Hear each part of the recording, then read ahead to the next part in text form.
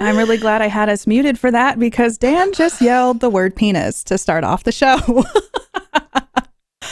And you said it anyway. I did. So I guess I kind of bungled that. That was on you. That was me. Hi, everybody. Welcome to the stream. Today we're doing something a little different. It is a tabletop show called The Cabin. And I don't know who you see on the screen, but I see three fantastic people. And I want to say hi to them all. If you would like to say hello. Zeke, hi. Hello. How are you? Hear me all right? I'm good. Good? I'm good. I'm not nervous at all. No, I did a one shot not too long ago. And I was super nervous, and it ended up it always ends up being all right. Like there's never I over prepared for everything and still found stuff that I wasn't prepared for. That's the life of a DM or GM, whatever. Yeah, go with the flow. So hello, Dan. How are you? Hi there. Hi, I'm doing fantastic. I didn't wake up early for this today, but I did get ready faster than I normally do. And I ate breakfast and everything, so I think I'm pretty prepared. Like, this is great. And the nervousness, I get that so much. Doesn't matter how long you GM, you always get nervous. I was telling everybody, I get nervous before any like RP shows anyway, but this is another level of it. Hi, Ellie. How are you doing? I'm good. How are you? Good. Are you ready? Are you ready for this? I think so. I'm also on the nervous side of things where it's just you prepare as much as you can and you're like, okay, I'm ready. Let's go. And no matter what, I'm going to be nervous. Yeah. So.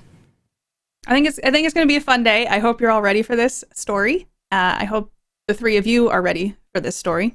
This is the second time I've ever GM'd anything. This was a reward for $25,000 raised for St. Jude Children's Research Hospital. So thank you all for doing some good in this world. And I hope that we will tell you all a good story today. And I guess... Thank you for saying it right. Yeah. Saying the charity right? Yes. I cringe every time someone says St. Jude's. Yep. I correct. I can't. Thank you, Zeke. Yeah. There's no S on Jude. Well, the way they explained it to me was the hospital belongs to the children, not the saint. Bingo. Which is so powerful in a concept. I love it. Anyway. It's a great cause. So I'm really excited. And we're about to go on a spooky little adventure. So should we just dive into this? No way to do it. No. That. Okay. I guess we're just gonna. I'm not ready. Don't do it. I guess we're just gonna hang out for a bit. Guess we're just gonna sit here for a while. But yeah, I'm going to play the trailer, and then it will begin.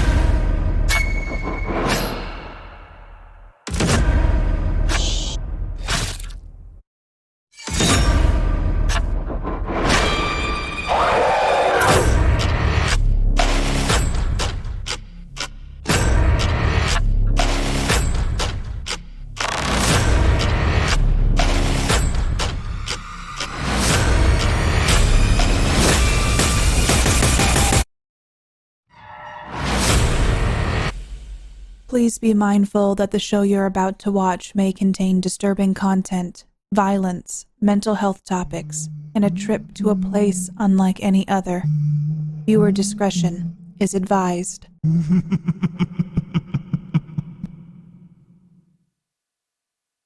It's an average December night, a Saturday night to be exact. We start up high above, looking down from the clouds in the night sky to a road that winds and curves in the New England forest. The pine trees are starkly contrast against a light dusting of snow that's starting to melt. But all the other trees are bare as their leaves have fallen long ago. It's raining tonight. Or is it sleeting? Regardless, we can see the trees starting to wrap in a shiny coat of frozen water. Hopefully nothing like that ice storm of 1998. We start drifting closer to the road, and see an occasional car pass another in the moonlight. Until one catches our eye. A Chevy Suburban, in a color we cannot seem to decipher in the dark, taking a turn onto a dark road that winds differently than the others. But as we get closer, we hear the hum of the road and the engine, the swish of windshield wipers, the music on the radio. And as we enter the warmth of the car, our nose fills with the smell of old leather seats mixed with rain that has just hit cold pavement. And we hear the voices of 3 people who I'd like you all to meet. Sitting in the front driver's seat, and the owner of the Chevy Suburban, is Francis Bull Perino. What does Bull look like? And tell us a bit about him. Well, Bull's a big guy. He's about 6'5", 6'6", if you ask his college. They always round up, of course. You can tell that he's had a life of activity. You can see like some musculature, even on his older frame. He hasn't been to the gym hardcore for a few years, but you can tell he was there. It used to be a home for him. Clean shaven. Everything in his about his person says that he has a system for pretty much everything, a plan. And the look in his eyes, or look on his face is always a scowl. And Okay. it's not because he's mad, but because that's his face. Okay. We'll pan over to the passenger seat, and studying a map very intently on her phone is Alexis Hall. What does Lexi look like? And tell us a bit about her and who she is. Lexi, fairly average. There's not much special or that pops about her. She'd blend pretty closely into whatever group of people around her. She smiles, but it doesn't ever really hit her eyes. It's not ever very intense. And she doesn't ever seem to get overly emotional, but she always seems to be contemplating something, aware of something just outside of herself, and always looking around her. Okay. And then as we look from Lexi, and last but not least, we see a man sprawled out in the back seat and probably not wearing his seatbelt right. Hello, Jeremy James Arthur. What does JJ look like? And tell us a bit about him and who he is. Well, JJ's kind of a short man. Probably 5'6". He might say 5'7", but shorter than most. But yeah, kind of got the scruff. Doesn't really upkeep that often. Maybe shaves once a week at best. Kind of short brown hair, but usually under a hat that's fading. But just kind of looks like he found the bargain bin at a thrift store and went, that's good enough. The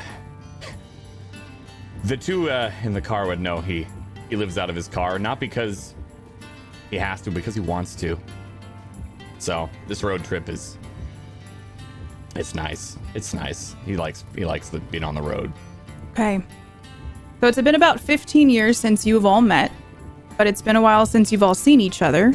Probably a bit too long. Would you all like to tell me how you met? Or would one of you like to tell me how y'all met? Lexi's probably best at that. We met in theater. We met in a school show. We all went to the same high school, and we were in a Halloween production of Frankenstein. I was as fading into the background as I possibly could, doing lights, sound, a little bit of costumes, a little bit of set, always wearing black. And we had Bull in our Frankenstein.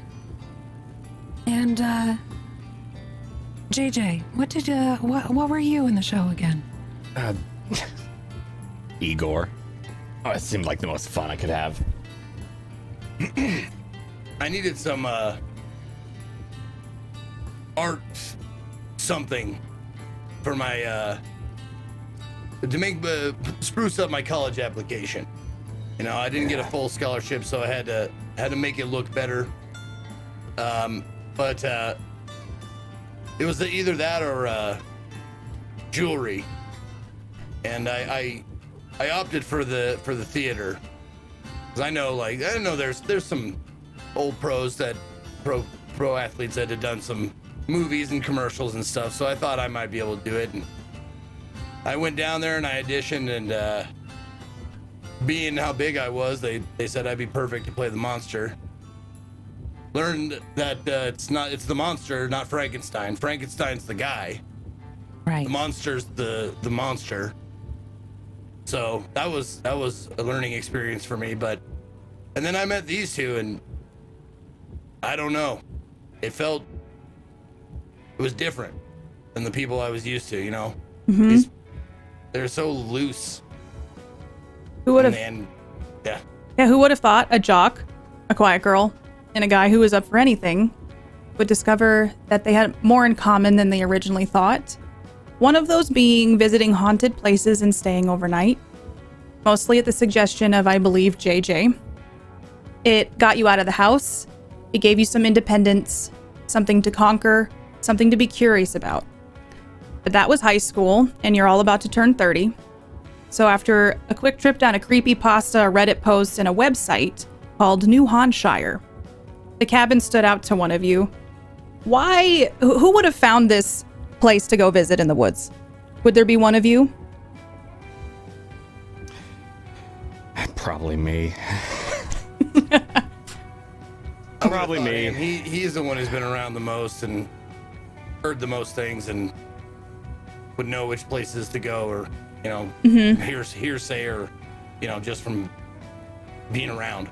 Yeah, I mean, I was listening to the radio, and I heard one of those like late night, like, oh, the myths of New Hampshire, and I was driving around and I'd heard this New Hampshire website and went, well, okay, I gotta check this out, and forwarded it to Lexi and Frank. And all right, you're always one to suggest us and found the cool spots. It's just fun that way. Sometimes y'all wanted to sit around and do a whole lot of nothing. Okay, have a G&T or something neat. Or name like go that, out. I thought it was gonna be some Harry Potter nonsense. It sounds like that, doesn't it? It sounds like a kid's place, like New Hampshire, like a Disney. Yeah, a little bit, but Let's hope it's not. the internet forums like to be cute about that sort of thing. Everything else sounds pretty legit. Old man in the cat, like Old Man in the Mountain, myths that last a while. I guess what the 1600s. That's a myth that lasts a long time. A little founding to it. So do we know like what this place has in store for us? What do we? Well, on the website there was some suggestions of like, oh, here's some rumors of what has been tied to this place. It's in Franconia Notch State Park, which is, yes, home of the Old Man on the Mountain, which has fallen off and then was reconstructed and held up by mesh wire now. Just a fun fact for you. But there's rumors that a witch was drowned near this cabin.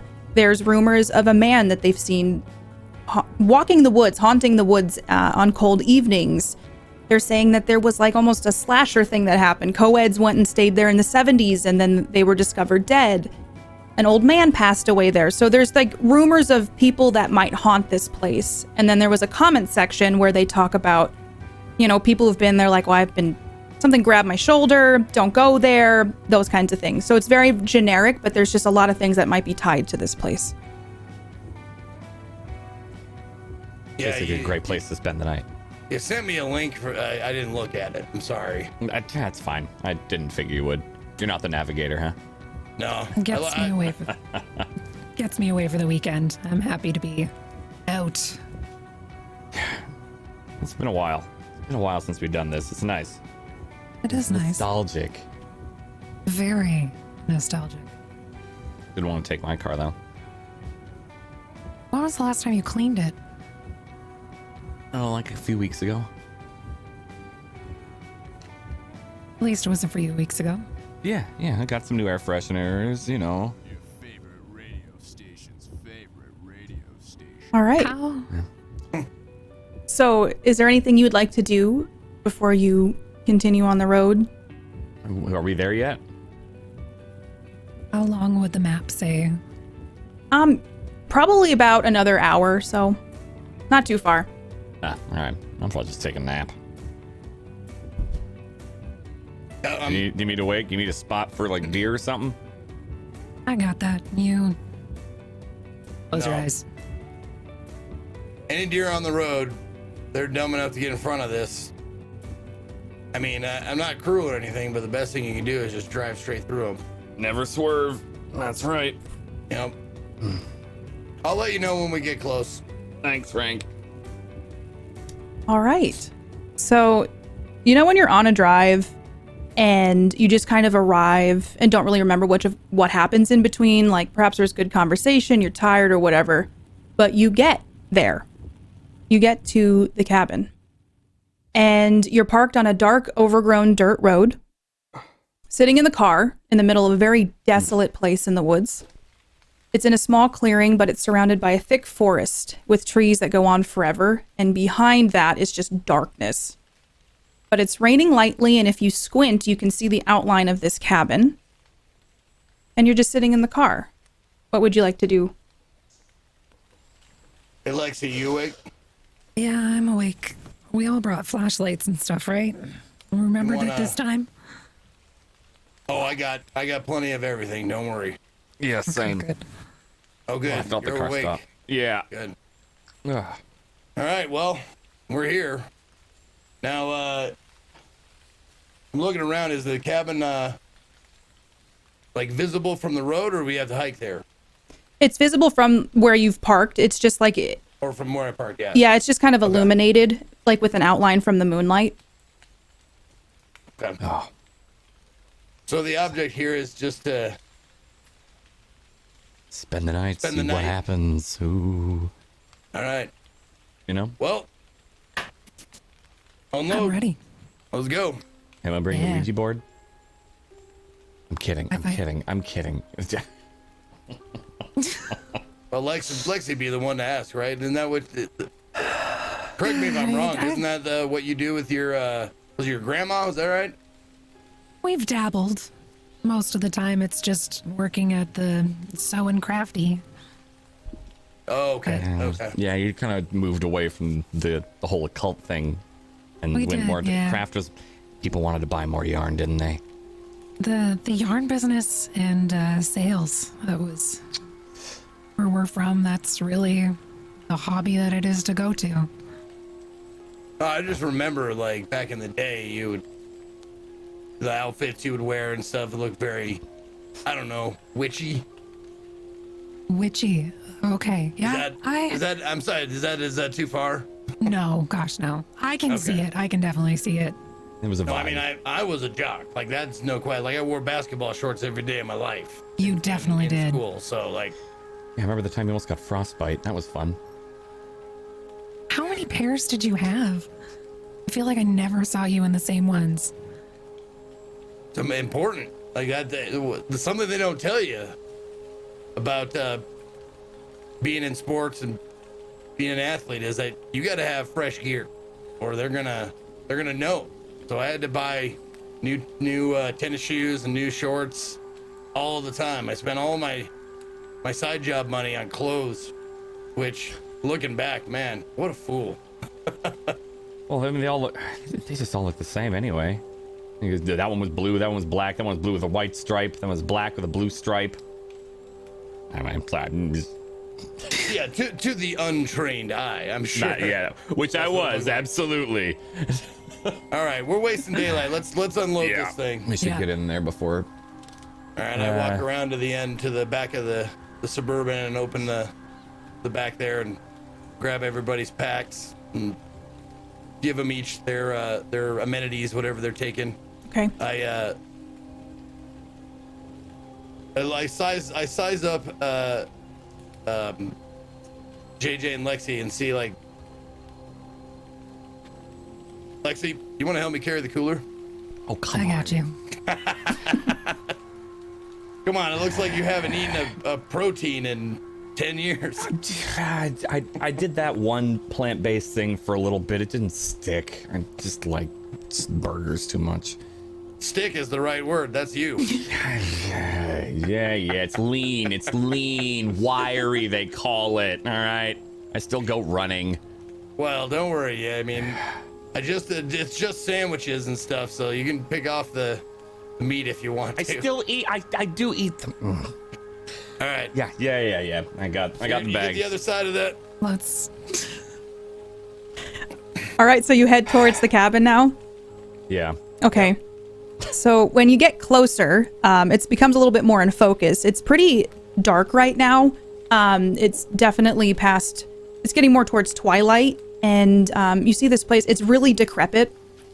You can see that the roof has moss all over it. The wood is grayed just from aging. There's a sign outside that says, "Enter at your own risk. The Forest Service will not be held liable." But it has this overhanging porch and a couple windows that look like they've been boarded up. I run ahead slightly and start doing like the foot test on the wood ahead of them just to kind of see how It does? how stable it might be. Why don't you give me the first roll of the night, or the day, I guess. How about give me a body roll with a target of 3. Okay, that's... And I shared a picture with y'all of the cabin. Oh, okay. You did 5 great. out of 3. Yeah, so you're checking the wood. You can tell that it is not...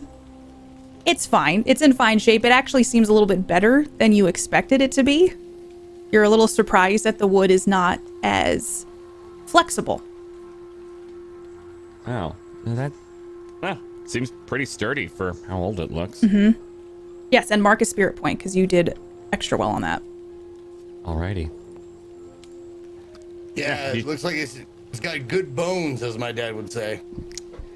I don't know. Oak, pine, something strong. Yeah, pine's not that strong. Yeah, but yeah, probably something strong. Anyway, yeah, you're safe to carry that big heavy thing. You want to It's sit so on it? heavy. I'm thinking about it. Can you open the door for us, please? Yeah, I got the door. Is it locked? It is not locked. Oh, yeah. So I open it and hold the door for them. Alrighty, so you go inside and you can start to hear the rain on the roof. And it's very dark in here. There's not a lot of light, and there's some graffiti on the walls. There's old wood paneling. There's mold.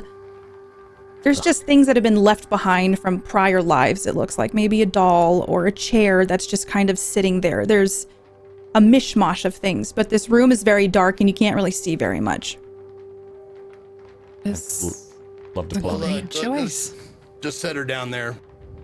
Okay. The door there. All right. And I pull out my flashlight and I look around to see, like, is this a place where teenagers come and, like, are there empty beer cans and, like, you know, that kind of stuff? When you scan the room, it doesn't look like it. It looks like maybe there was graffiti done ages ago. And Okay. there's no, like, you know, blankets on the ground or beer cans or anything like that. It's just random old things that look like they have no rhyme or reason. There's a chair on its side, a crate, just random things. But you're starting to hear thunder outside, which is unusual for this time of year. Ugh, freak storms. It doesn't seem like the roof is leaking, though. That's a good sign. Did we get everything from the car? Do we have to grab anything else? Got my pack, got sleeping bag attached. You got your sleeping bags and such? Yep. We got everything that we need immediately. We got emergency supplies in the Suburban if we need it. You know, Okay. all that stuff. Satellite phone, tank, you know. Oh yeah. No, I don't like to go without my tank.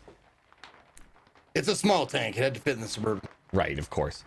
That's why I got the extended cab, yeah. That's right.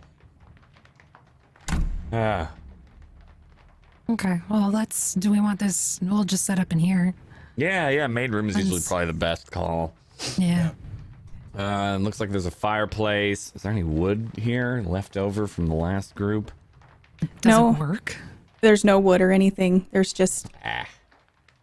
You could break Oh, down well. the chair if you wanted to. Did we pack wood? I don't think we did. I mean, again, we're just fingering rough. I got a hatchet. Yeah. You want to make a fire in here? Is there a fireplace? Yeah, there's a small fireplace. Maybe would investigate the flue before I would just make a fire in it. It's a pretty old... Yeah, of course. Yeah. There might be a raccoon yeah. in there or something. Mm-hmm. All right, yeah, I'll go in check the fireplace for its usability.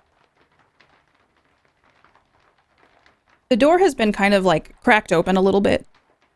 And then you just hear it. You hear it close. The front door. freaking wind. What are you talking about? It's a I would go ghost check telling it. us to welcome. That's right. My mistake. The breath of a friend. That's right. So are you just setting yourselves up for the night here, like putting out a sleeping bag, all that kind of stuff? Yeah. Well, yeah. already. If the chimney's good and the fireplace is good, then I'll take my hatchet out and go get some kindling. Okay, so you're gonna go back outside. I'd say get some as I see you trying to leave. Just chop down just cut off that chair. It's old and it's dry. It's wet outside. You're gonna have a hard time lighting anything we find out there. I don't know. It kind of belongs to the house, don't you think? I mean, it adds to the ambiance. I heard that word once. There could be some spare wood on the porch or something. Yeah, that's fair Someone enough. could have left something. Yeah, all right. Are you doubting my foraging skills? Come from a long line of foragers. We would never Yes. doubt your foraging skills. Sorry, no, I would never. Right. All right. Well, I'll tell you what. If all else fails, we'll use the furniture in the house. But All right, I'm sure the ghost will forgive us. I'd rather keep it intact if possible. And don't want to piss off anybody that unduly. Fair enough. Fair enough. All right. I go to my pack. I grab my hatchet out. You can see it's old, but it's very much like cared for. At least it has been recently. He knew he was going out, so made sure it was sharp and stuff. Okay. So you're going to try to go outside and find some wood to throw in the fire pit or the fireplace. Yep. Okay. Yep. When you get to the front door and you try to open it, it doesn't budge in the way that it did when you first got here. It seems like it's stuck. So would you give me a body roll of 4 with a target of 4 to see if you can open this door? Goddamn storm swelled the wood. Ugh. Hold on. Let me give it a little shoulder. I've got this. Oh, do I do my number of body points for the dice? Yes. Okay. Okay. So as you do this, you rip open the door and you notice that the patio is still there, but when you look out, everything has gotten very dark past the porch. Almost like the moon has kind of set, and all you can really see is if you have your flashlight out, what you shine it on. Yeah, I have my flashlight out. I'm looking like. When you So flash, it looks like the flashlight pierces the darkness, but nothing else. it's like shining through dark, but there's nothing that it's landing on past the porch. So there was thunder. That means there's lightning. So, is it pretty regular? Like if I waited here for a couple of minutes and waited for lightning to strike, so I could. When give you it look flashy up, look? you would just see it kind of shoot across the sky, but not light up anything in the landscape. God damn it! All right. You got the door. That's good. Yeah. Might want to not shut it all the way. Just kind of keep it. Because if it stick swells, something it's in it? gonna. I mean, it took me a little bit to get through it. So Got a wedge or something? Is there any wood on that the chair. porch? Stick Oh, that the chair. Yeah, I grabbed the chair. there you go. Did any of you Alright. bring a phone with you? I'd have my phone on me. I would but have my phone as well. Okay. I'm not looking at it. You all start hearing this kind of staticky sound coming from wherever your phone is. I'd pull it out from my pocket and take a look. Yeah, same. All of the screens on your phone are cracked. What the fuck? What? Oh, God, did I sit on this? Ah, damn it. Ah, Did you sit on your phone? I guess. I got the screen cracked on. I must have slept on it or something. Mine's cracked too. I was using it in the car for the map, but Maybe you bumped it when carrying it in or something. Does it look like there's any apps open or anything like that? Like, No, if you like tap it, it'll light up, but the screen is just destroyed. all of our screens are destroyed? Yeah, all three of you. Are we all? What the hell? You hear from the porch. God damn it. What's What? that? I don't know how I broke my phone. I broke Oh, the we did- screen somehow. Us too. Yeah. Wait, what? Yeah, my phone's all cracked up. I guess I slept on it. I come back I- in. Did I show them, smack like- this on the doorway on the way in? Like, Yeah, Look, mine. Yeah, it's- same. The door locks. It's, didn't you just put the chair in the door? I was about to, but then we looked at our phones. Freaking the wind is it again. still making that sound? The sound has stopped. When you pulled them out Okay. and you looked at your phones, it stopped each time one of you pulled them out and looked at it. It was coming Okay. from the speaker on your phone. Okay. Can you get that door back open? I don't think you didn't bring. Do you see any wood out there? We still need some for the fire. This is gonna sound, I don't know, weird. Maybe it's because of the place, the weather or something, but or maybe I'm just freaking myself out, but it seemed like my flashlight was the only thing like making a dent in the darkness. The fading sun, the moon, nothing. It You was get like a very really strange. thick fog in or something, maybe? That's what I was thinking, but I didn't see any like fog clouds. The weather report didn't call for fog. It called for rain, but I mean, that sometimes go together. I grabbed Maybe. the knob of the door. It And, doesn't budge when you try to, if you try to jiggle it. Yeah, I tried to turn it. Nothing. No. It's You like stuck sealed again? shut. It's kind of like almost as if the wood has been welded to the rest of the wall. okay. I know we've done this before, but this is something something doesn't feel good. That being the case, there isn't still an explanation for all this. Old house, swelling with the weather and the wood, the water, all that kind of stuff. I'm gonna go look, just for safety reasons. I'm gonna go look for a back way out. Yeah, that's probably a good idea. Maybe not splitting up. If it makes you feel better to come with me, go ahead. You don't want to Scooby Doo this? You know me. I'd rather together than alone. Yeah, Come on if you're coming. That's fine. Yeah, Start heading to the- let's do this. I'm gonna grab my flashlight and join Bull. Yeah, same. Okay. So there's only one small hallway that's to the right. Like when you first come in, there's just a small hallway to the right. And that's the only place that you can technically go down. All right, I'm heading in. One by one. How wide's the hallway?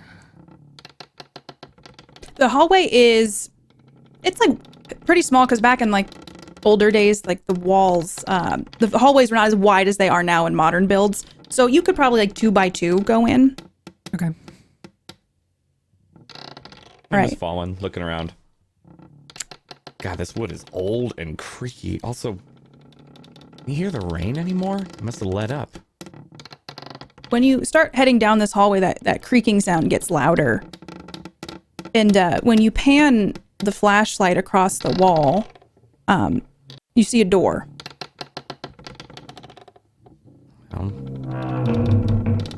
It opens. Maybe the house is just shifting. Hello? Yeah, or someone's here. Yeah, hey. Nothing. You just Anyone hear there? the creaking. I don't want to accidentally hatch you in the face if you surprise me now. We're just visiting. We can leave if you live here. Don't mean to impose. We were the only ones who booked this weekend, right? I mean, yeah. Yeah. I shine my flashlight like through the door. I'm approaching it. Okay. I'm still following. Still following. So are you looking inside of the room, or are you just kind of like shining the light to see if you catch anything through like the crevice that has cracked open? Oh, it's not like all the way open? No, it kind of started opening maybe like a fourth of the way, so you could Okay. see pretty well in there if you wanted to. Yeah, that's what I'm doing then. It's the same kind of wood paneling walls that are in the rest of this cabin. They're covered in moss. There's mold, probably black mold. The walls are gray, but it's just from like, you see a fence that's been outside for a long time. It's kind of like that similar color. But what's weird about this room is you see that there is a light. Just look like a light coming in from the ceiling.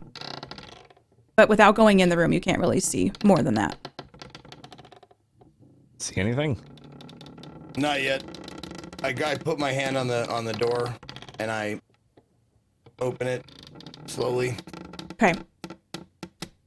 When you look around, it's a very basic, boring room. But what's weird about this room is there is like a crack in the ceiling and there is light kind of coming down from there. And it is highlighting a spot in the floor where the floor warps very deeply down in the middle. Yeah, that's not stable. Definitely not. Yeah, best make our way around. Keep to the close to the walls. Was there any? Is this the only door in the hallway? I'm looking, like, checking around. Yeah, this is the only door in this hallway. Yeah, it's the only way to go. Okay, so there's the big, like, divot in the middle of the room. Mm-hmm. Is there another door on the other side of it? No, there's not another door, but if you're looking around and if you shine your flashlight down in the divot, you can see that there is something covered with fabric.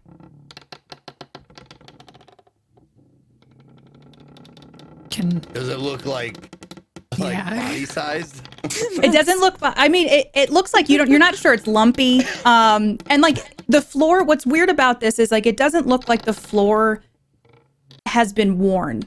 It looks like it has been unnaturally warped down to create like a bowl shape. Like weighed down heavily, like if you were to, like a sheet of rubber or something. Like if you put, like if there's a sheet of rubber and you put like something in the middle, it kind of like bows down. I mean, and I just walk up and take the fabric off. Okay. I just go past Frank. Are you going down into the warped? Yeah, Okay. absolutely. All right. When you get down there and you take that fabric off, you see there are. I have I take my hatchet out just in case it's like, because like Bull's thinking that like this might be like a junkie or something like that. Like the most dangerous thing he can think of is, a drug addict. So he's ready. And I'm probably still staying like behind Bull, kind of just not shielded fully, but just like I'm gonna stay back.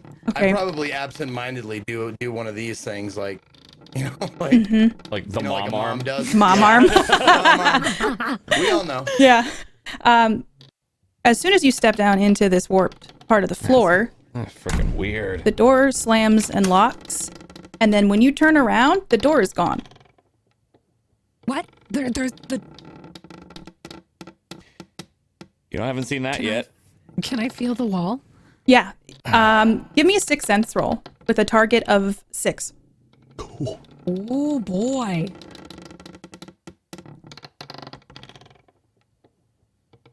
Okay. Ooh, 6 and a 1 and a 4.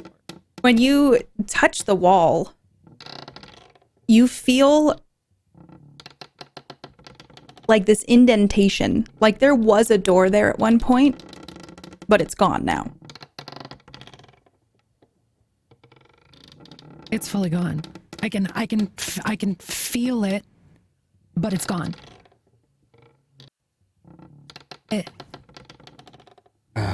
You said this. What was under that? What was under the sheet? Well, the door slammed before I could get to it. I just stepped in here. Is there any other? I'm like looking around with a flashlight to see if there's any other doors, windows, anything in this room. No windows, no doors, just wood paneling, this warped bit of wood. And when you pull that blanket off or that fabric, so now you see there's a fabric. There are. He's doing that. I'm shining the flashlight right directly on it. Yeah. Okay, and like kind of doing a mental inventory, you see there are 2 oars. There's an anchor. There's some rope. And there's those yellow raincoats that fishermen wear with those little yellow rain hats and a couple life vests. What in the hell? 2 sets of everything. 2 sets. There's 3. 3 raincoats, 3 life vests, but only 2 oars, 1 anchor, and 1 set of like fabric and rope. Does this divot look kind of almost Boat shaped. dinghy shaped? Yeah, boat shaped. It does seem like there is a shape to it, and as you notice that, can I get a body roll from Lexi and Bull, please, with a target of 6, as the floor starts bowing underneath you. Gonna do great on this one. Oh no. Okay. That's a 1. All right.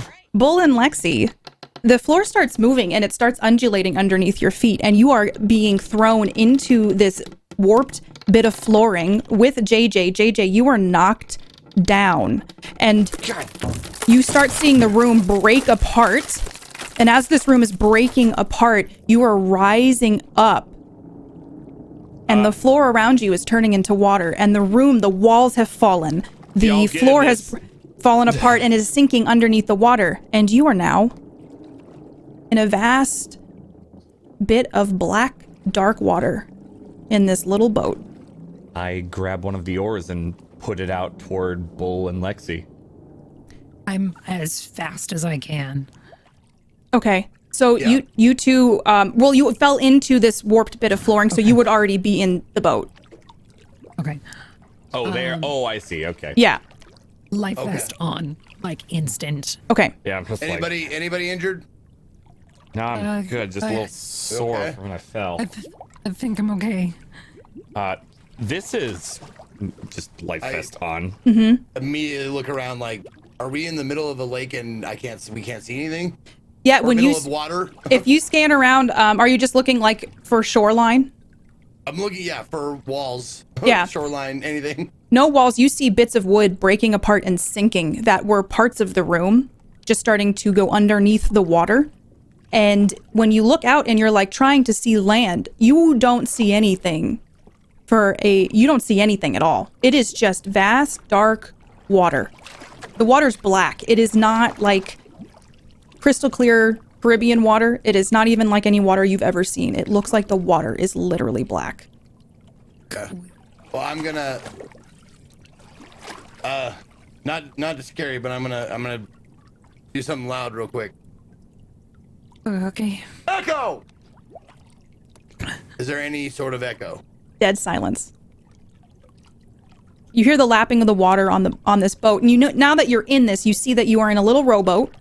It does have those things in it that JJ uncovered, but you don't see anything at all around you. There has to be a gas leak or something. What the hell? We gotta get okay. And life vest on, I guess. Rain jacket on. Everybody get the slickers and vest on. Sure.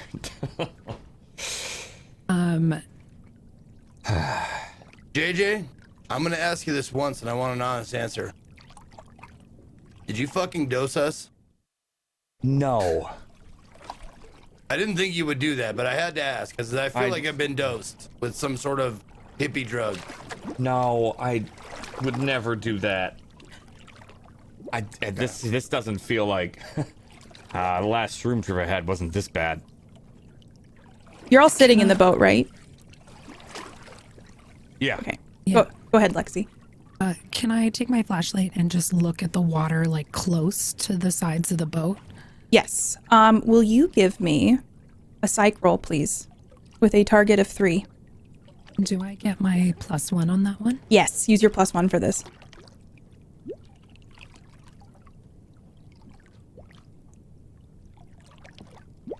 Okay. So when you look in the water, you're kind of panning it around, trying to see if you see anything, and it is just like hitting darkness and kind of bouncing back until you land on one spot and you see something move underneath the water, and it bumps the boat and starts to send the boat creaking. Just like I didn't want to interrupt you, but as soon as she starts like any sort of leaning over the edge of the boat, I stand up. I don't put hands on her, but I got my hand ready to like fucking grab her. Okay. In case she like starts to in case she falls over or Okay. something. Can you both give me body rolls? Well, like Lexi, are you kind of like leaning over the side of the boat?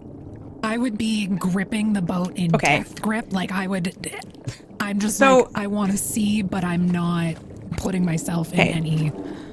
So, Bull, I need you to roll me a body roll of 4 because the boat got knocked by something and you were standing when it happened. Okay. Okay. You do just fine. Nailed it. You kind of And I like had a that- thing for that, right?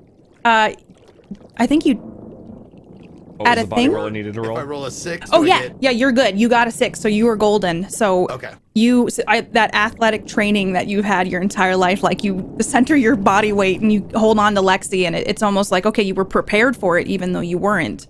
Right. Do I add a spirit point though, since I got over it, or is that how that works? Oh yeah, you have to have at least 2 successes. So not on this one, but if say if you got 2 6s or something in the future, you can. Gotcha. Okay. I was gonna ask that about the other one that I rolled too.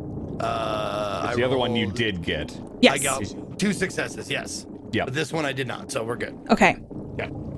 Lexi, I want to see how good of a look you got for this. Can you roll me a 6th sense? You were pretty focused on this. Yeah. With a target of 3. Whoa, shit! Oh, hold on, you- everybody. Sit down. Frank, God. Lexi, when you see this thing kind of pass under the water, and it almost seemed like it intentionally hit the boat. But what you see is skin. And it is covered in scars. It is a gray skin. It looks very like, and it looks like a fish, some sort of fish type thing, but it is covered in a thick layer of scars. Some that look like they've tried to heal, but have been reopened. Some that have healed and are covered in scar tissue, and some new fresh wounds are on it. I'm as far into the middle of the boat as I possibly can be. What? I Lexi. got looks gray skin, scars. Is that a whale? Is there a freaking whale out here? Was it? It wasn't fishy, like, was it? Like, it wasn't scaly. It was like smooth, like skin. I think. Or Can you give me a psych roll to see if you can like pinpoint what it might be? With a target of, let's say, since you only got a glimpse of it, how about 5? okay, and that's adding my +1s just always, right? Yeah. Okay. Okay. So, was it a whale? Was it a dolphin? Was it a shark? Okay. Some type of aquatic whale, dolphin, shark, not. Ooh, something. Okay, so we need to. Well, I mean, if it's gonna knock a boat with 3 grown adults in it, that's one big damn dolphin. Yeah, we should. I grab the oars and kind of put them in the rowboat notches. Like, we should probably go or try, see what happens. Can Yeah? I don't know if this is something that I would know whether it would be better to, like, if it was a shark or some a predator of some sort, would it be better to stay still or to get out of the area? I don't know. That's what I'm saying. Like, should I roll for that or should I? How about, yeah, I will have you roll. How about you do a mind roll for me or a psych roll and a target of 5. Okay. Oh, damn. So you realize... I watch the fucking Nature Channel every night before I go to sleep. I just want you to know that. I'm very, very in tune with animals. We share something. That's why they call me Bull.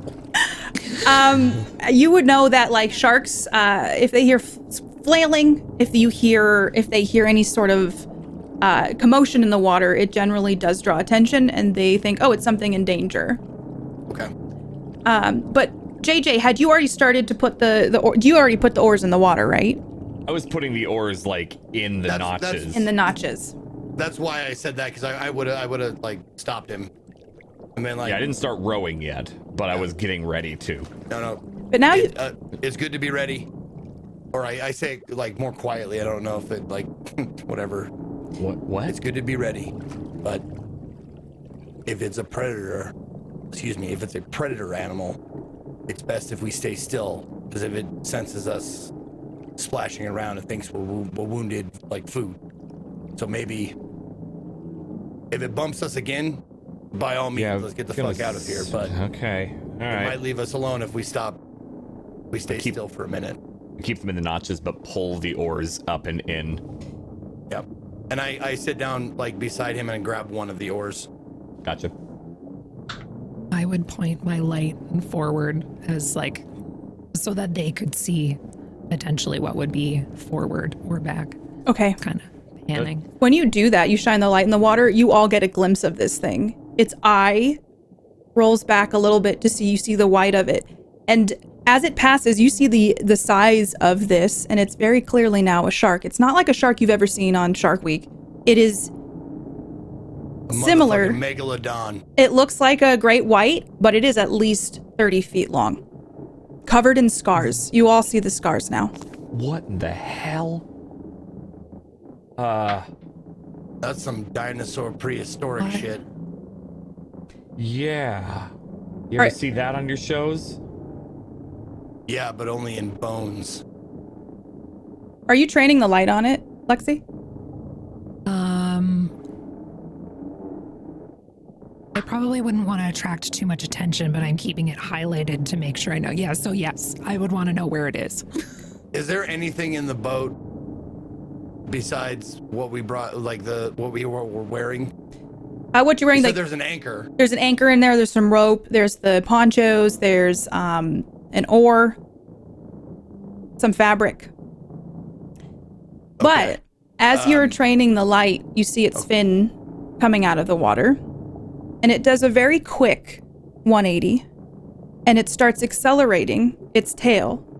And it's starting to pick up speed, and it opens its mouth, and it jumps up and latches onto the side of the boat. Whoa. And pulls off a chunk, knocking you all, if you're just kind of jostling you. And you can now tell that this shark is very much interested in the three of you.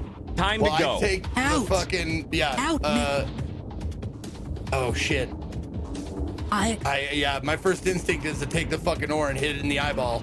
Okay, so the shark has grabbed a piece of the boat since you weren't prepared, so it's going to slip underneath. But you can see that it is moving on top of the water now. You can see its pattern of movement. So, Bull, if you wanted to try to do something with the oar, now is your time to try. If he's not like clamped onto the boat, I'm sitting down and I am starting to Lexi, sit down. All right, together now. Stroke. Okay. Yeah. Can I get some body rolls from JJ and Bull with a target of 4 to see if you can get some distance between yourselves and the shark? All right, I'm gonna do that. I'm gonna use an SP.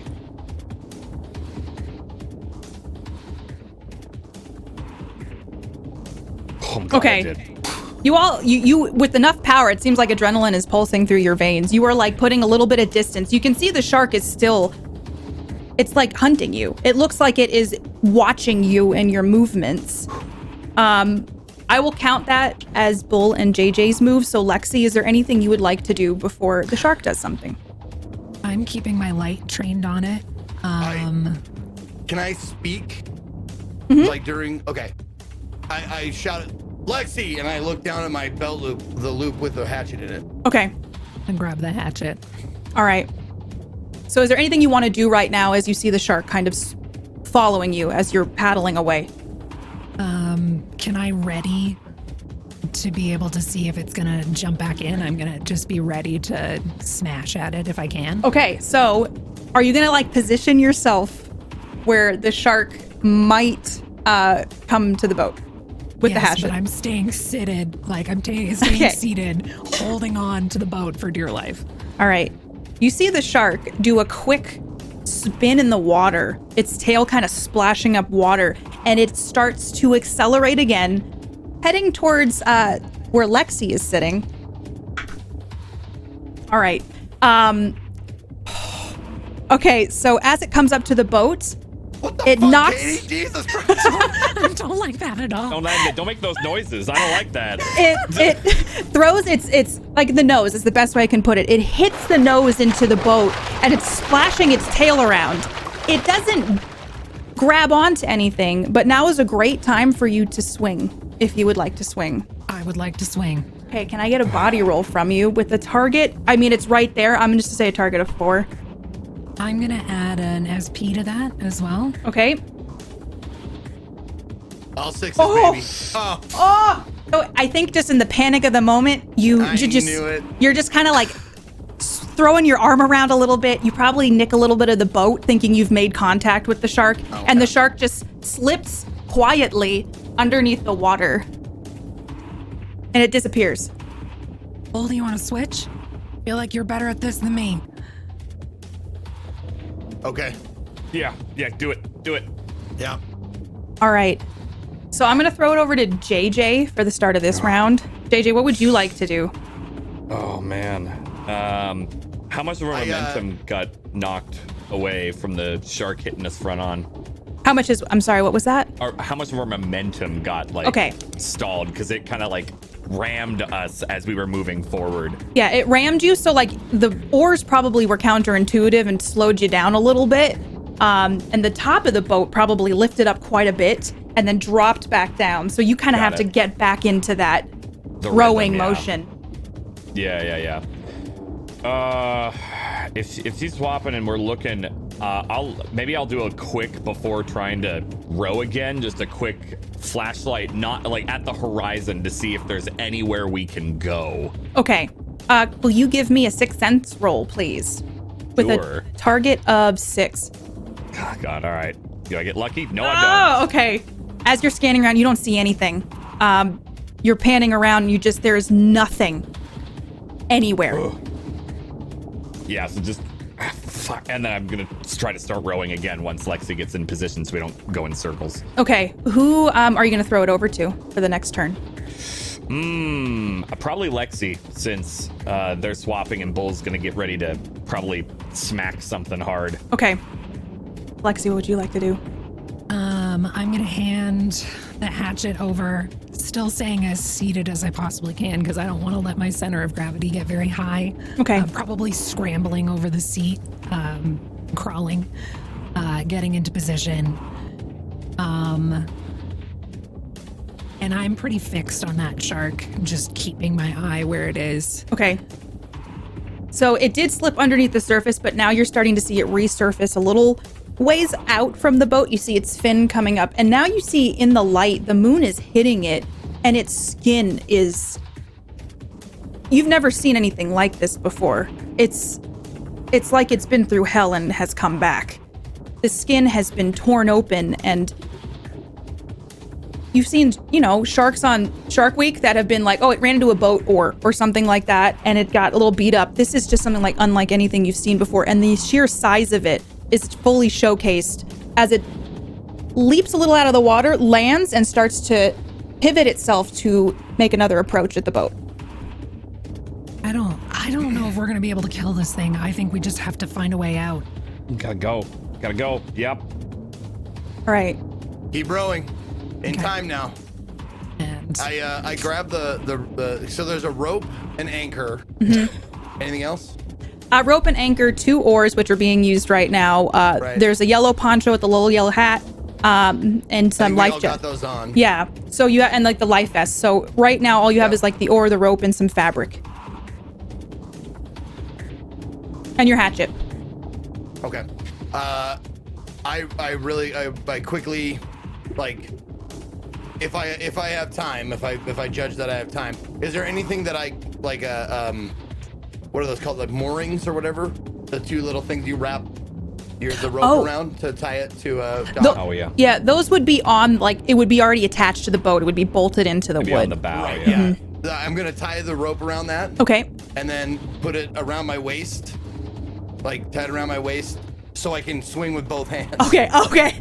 I wasn't sure So where I you can were going with jump that. in. Okay. No, I'm not gonna jump in. I'm just gonna, like, in case I, lose my balance and fall in the water, I'm still tied to the boat, so I So can hopefully smart. get back in there. All right. So I will reserve your roll as the shark is approaching.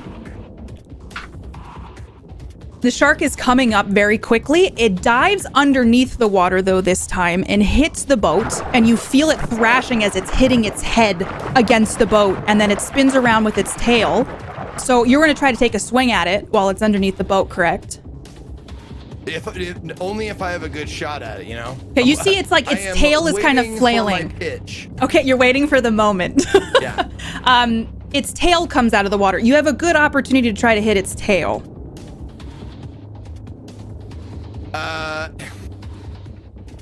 Yeah.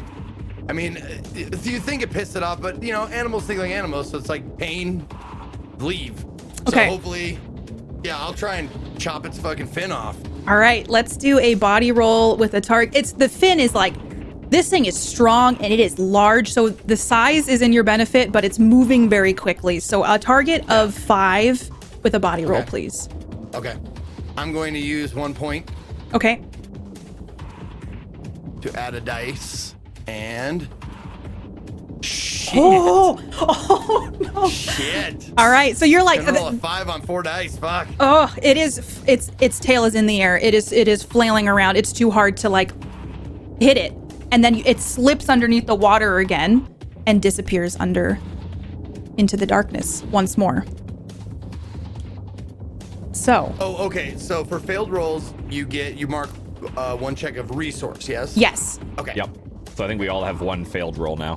Yeah. Okay. All right. So who would you have passed it over to, Bull, after your turn? I would have passed it to JJ. Okay. Okay. Did we make any progress? It looked like rowing there. You have Or is it you just- are moving. You can tell that you're moving, but since there's no landmarks for you to really pinpoint how much distance you've made. Yeah. I don't know if we can get anywhere. I don't see anything. Fuck it. And I just grab the oar and stand next to Bull. Oh, okay. All right. So you're and ready to jab in an eye if I can see one. okay. So I'm gonna reserve your roll to the opportunity when it arises. So who would you pass it off to? I'll toss this to Lexi since I just abandoned her. With both oars now. Or no, 1 oar because I have the other. Not feeling very confident in the fact that she could take an oar to this giant shark. I'm gonna take a look around on the Find a on place the to go. I'll just yell. outside and see if there's somewhere that I can find, see any shore, see any landmarks, see anything. Okay. Will you roll me a 6th sense with a target of 5, please? Yes. Is that? What is that floating over there?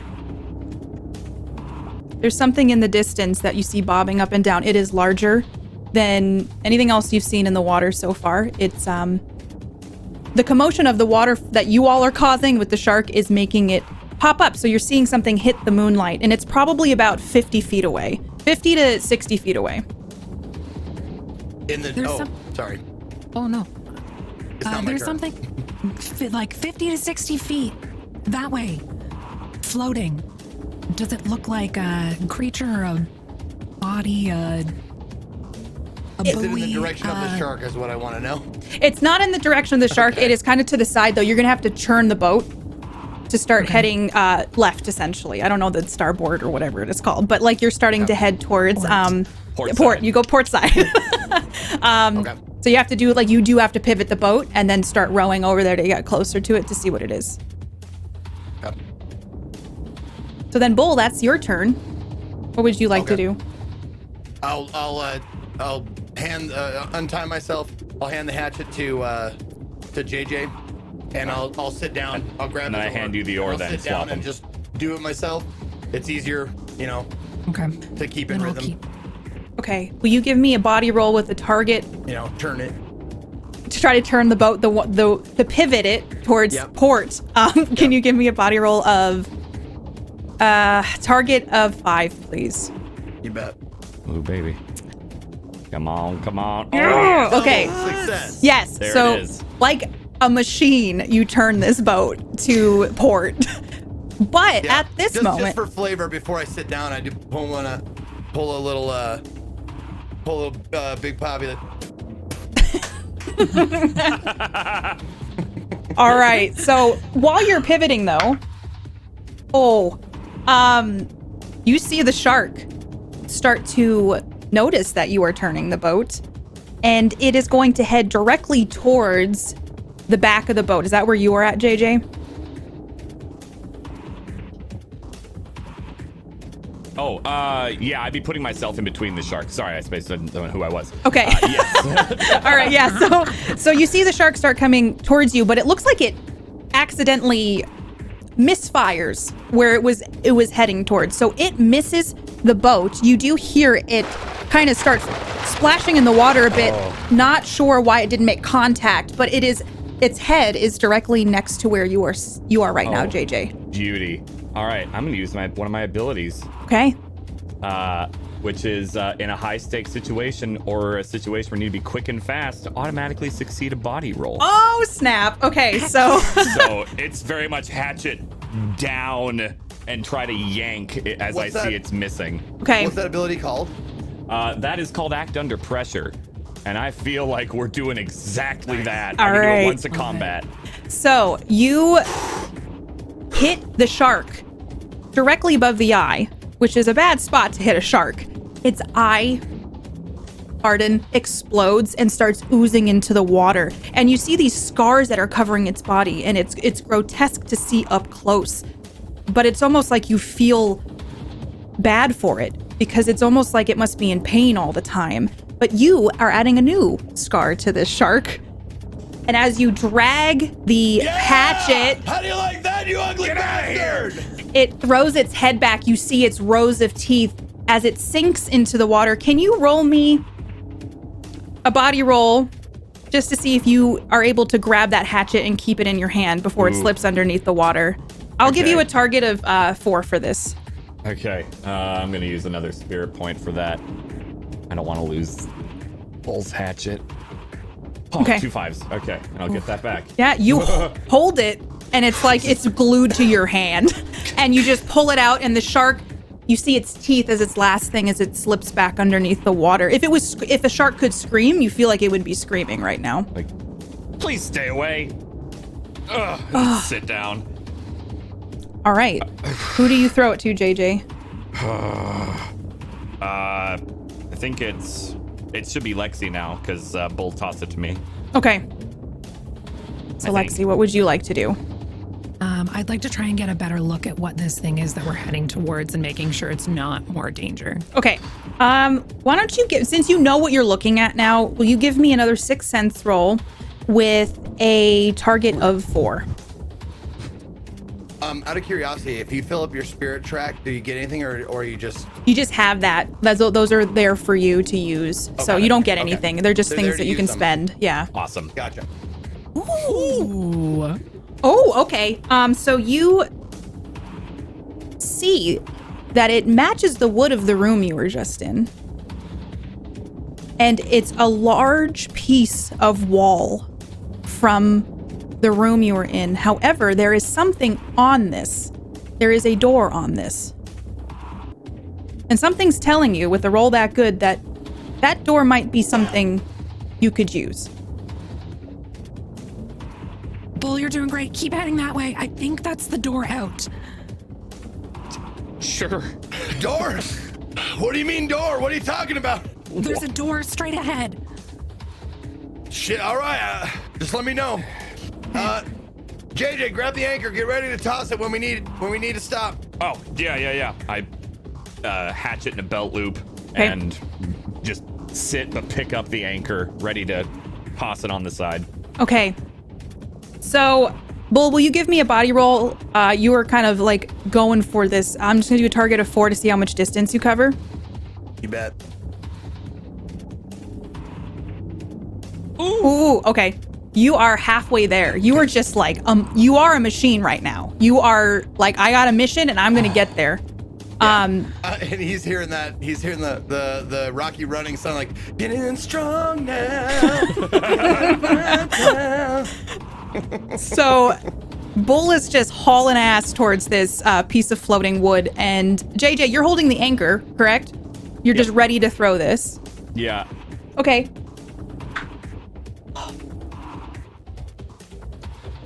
I shout to Lexi. Lexi, shout out the distance. When we get 20, 10 Okay, got it. feet away. JJ, are you no. standing? No, I was sitting holding it. But you're towards the edge of the boat, yeah? Was thinking center, but that I guess I don't know how Okay. big Is the boat anybody is inside. sitting kind of like towards the edge of the boat or any I might like be closer to one side, like the port side, since we turned, if anything. from underneath? You were not prepared for this. You have not seen the shark since you have hatcheted his eye, or their eye. The shark launches from underneath where you are sitting, JJ, and it pushes the boat up and it knocks you forward to where you hit your head and also you cut yourself on this anchor. And I need you to take 2 damage, so please mark 2. Woof. I rolled a 20. Oh God. So I have a flesh wound. You have a flesh wound. So Wait you a minute. So we get D6 and the DM gets a 20-sider? Fuck this. It's on a scale Yeah, rigged. system, though. God. It seemed like the shark wanted you to know it was for you. The other two of you, too. can I get 2 body rolls from you just to see how jostled you get from this knock on the boat? Okay. Target or just in Oh, general? yeah, sorry. Just I want to see how, like, Lexi, you do fine. You hold, I'll say a target of 4. Okay. So you all, I mean, besides you getting hurt, JJ, it was unexpected, but this shark does seem like it has a vendetta against you. All right, so Are we there yet? I was gonna say, Lexi, what would you like to do? What's our distance? I just would keep calling it out, getting close, The seeing if... Since the shark has knocked the boat, it kind of has made you a little more cattywampus towards this piece of wood. It has kind of skewed the boat, so you need to repivot a little bit. Not a lot, but you have to kind of re-situate yourself. But you're probably about 20 feet away now. And because I'm not facing it. If I'm rowing, I'm not facing it. Yes, so you're I not. need to tell Lexi, like to put your point to the direction I need to turn the boat. Directing and 20 feet. Okay. All right. Well, do you want to roll me a body roll? Target of 5 since the boat has kind of turned a bit. Yep. I'll be adding a die to that one. Good call. Oh, baby. yeah. Again, just like a machine, Bull is on a mission, and you repivot this boat almost abnormally fast, and you start rowing once again, and you're starting to gain speed. Lexi, because you're gonna just like kind of be directing right now, right? Yeah. All right. So JJ, what are you doing right now? Are you just still holding that oar? The anchor. The anchor, yes. Well, okay. Does it look like we're about to be at the door? I'm trying to figure out if I want to attempt to, screw with this shark again, or just get ready to toss this. You are getting very close to the door. You're about 20 to 15 feet now, like you're gaining on the door. But you now see out of the corner of your eye, you see the shark start to surface. It's bleeding a lot, and its eye is gone on the one side that you hit it. But it turns around, and it makes a beeline for the boat. Okay, if I need to roll for the judgment, by all means, but the thought that JJ has is if I throw the anchor at the shark or when we're getting to the door, I can do 2 at once. Okay. That's what JJ wants to do. I'm in support of JJ. That is full on impulsive. I was just gonna yell at him like, forget the anchor, we're all just gonna jump off the boat as it's going by. Yeah, but so he's getting ready to throw the anchor at this shark since we're hopefully going to be close enough. We also do have the life vests, so... Okay. All right. So what I need from you is this shark is starting to gain speed. It's starting to do its it almost like it revs itself up each time. It starts its tail, and then it starts to go like a torpedo towards the boat. It dips underneath the boat, and you hear it from underneath. It starts thrashing around, and then it surfaces on the side of the boat. So, JJ, are you going to throw the anchor at it? I mean, how close are we now to the, a quick glance at the door? 10 feet. Are we 10 feet? Yeah, if I can hit it. Yeah, he's going to just try to, just drop the anchor on the shark. Okay. I'm thinking it's right there. It's a little wooden rowboat. The anchor's probably 20 pounds, I would say, 20, 25 pounds. So are you going to put some force behind it? Yeah, I'm going to try to at least stun it slightly. Okay. Will you roll me a body roll? And if it's like the newer style anchors, it's got those 2 triangular shaped things to catch the bottom of the boat. Yeah, it's Yeah. not like the old timey. It's like the stuff you see at a bass shop now if you went. Yeah. Okay. So you can jab those fucking things into the shark. Potentially, hopefully. Yeah, force. Fingers crossed. But wait, before he does this, I'm going to now I have to take a resource check off to use the resource. only for certain resources. So depending on what resource you're using. And it'll say usually it'll say check off a spirit point for it. Okay, you make it. I'm just wondering if I can use this at any time then, because there's nothing to pay. Nothing to pay for it. I feel like, because I know which one you have. I would say just for now, why don't you just use it? Okay. I'm going to use Here's the Play. And it's at any time of need for inspiration, you make the best inspirational speech you have ever made. It's going to be short because we don't have a lot of time. Please share your speech and everyone gets a +1 on their next roll. Oh, awesome. So I need that. Thank you. I definitely got -1s now. I look at him and I say, all right, this is it. No time on the clock. You got the ball. Anchor. Time to drive it home. Yes, do it, JJ. Do it, coach. Just yeet this. You yeet it? Okay. Anchor down on its head. All right, so you yeet the... Can I get a body roll, please? Yes, I'm using a spirit point. And you get the +1 from Bull as well? And the -1 for my injuries, so I just get the +1 from my point, essentially. Right. It offsets. I need a target of 5. Yep. Oh, 6. Okay. Woo! The thing about this is as you... The last dice, I love that. That was what I needed. Last dice. You got it for me, man. Oh. I know it's random, but I feel like that's my dice. It was. I wouldn't have had that extra dice. You got it. As you bring this down, there is a small part of the shark's head where the brain is. And you take this anchor, and one of those little sharp knife type parts of the anchor sinks into its brain cavity. And you see the shark stop for a second. It thrashes one last time. And almost like one last hurrah, it cracks the side of your boat. And now water is starting to seep in. But you see this shark slowly stop moving, and it sinks underneath the surface. With, might I add, did you untie the anchor from the boat? Okay, it's I took the rope and tied it around myself, and then I untied it. Okay, good. I'm really glad. Right. Okay, good. That's good. I wouldn't have done that. So you see the shark starts to sink down below the surface. And you can hear the creaking of the boat. Now you see water is starting to get inside of the boat. All right, hurry up. We're right there. We don't need to worry. Master Just Bull, pull please. us right up. Go, everybody go. All right.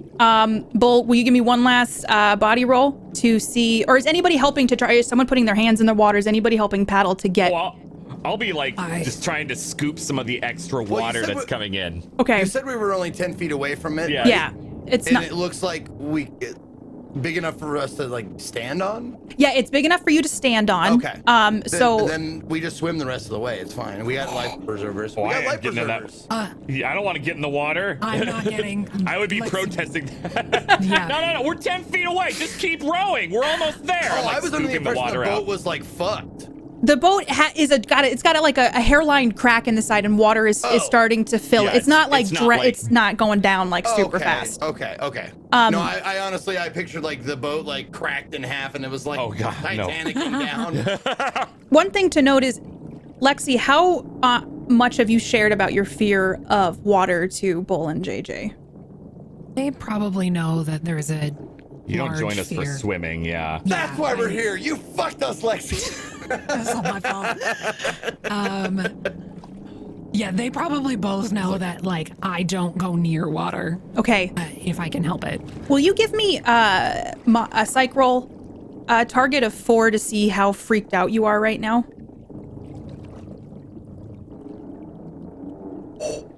Oh, you are surprisingly okay, considering the situation. You are almost like, just like Bull with the boat. You are focused on getting to this piece of wood. Quick question. Did you add anything to that roll? No.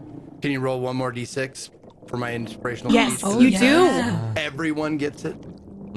Just in case you get 3 successes, and then you get to add 2, I think. Oh. That was a no. So You knew that speech wasn't for you.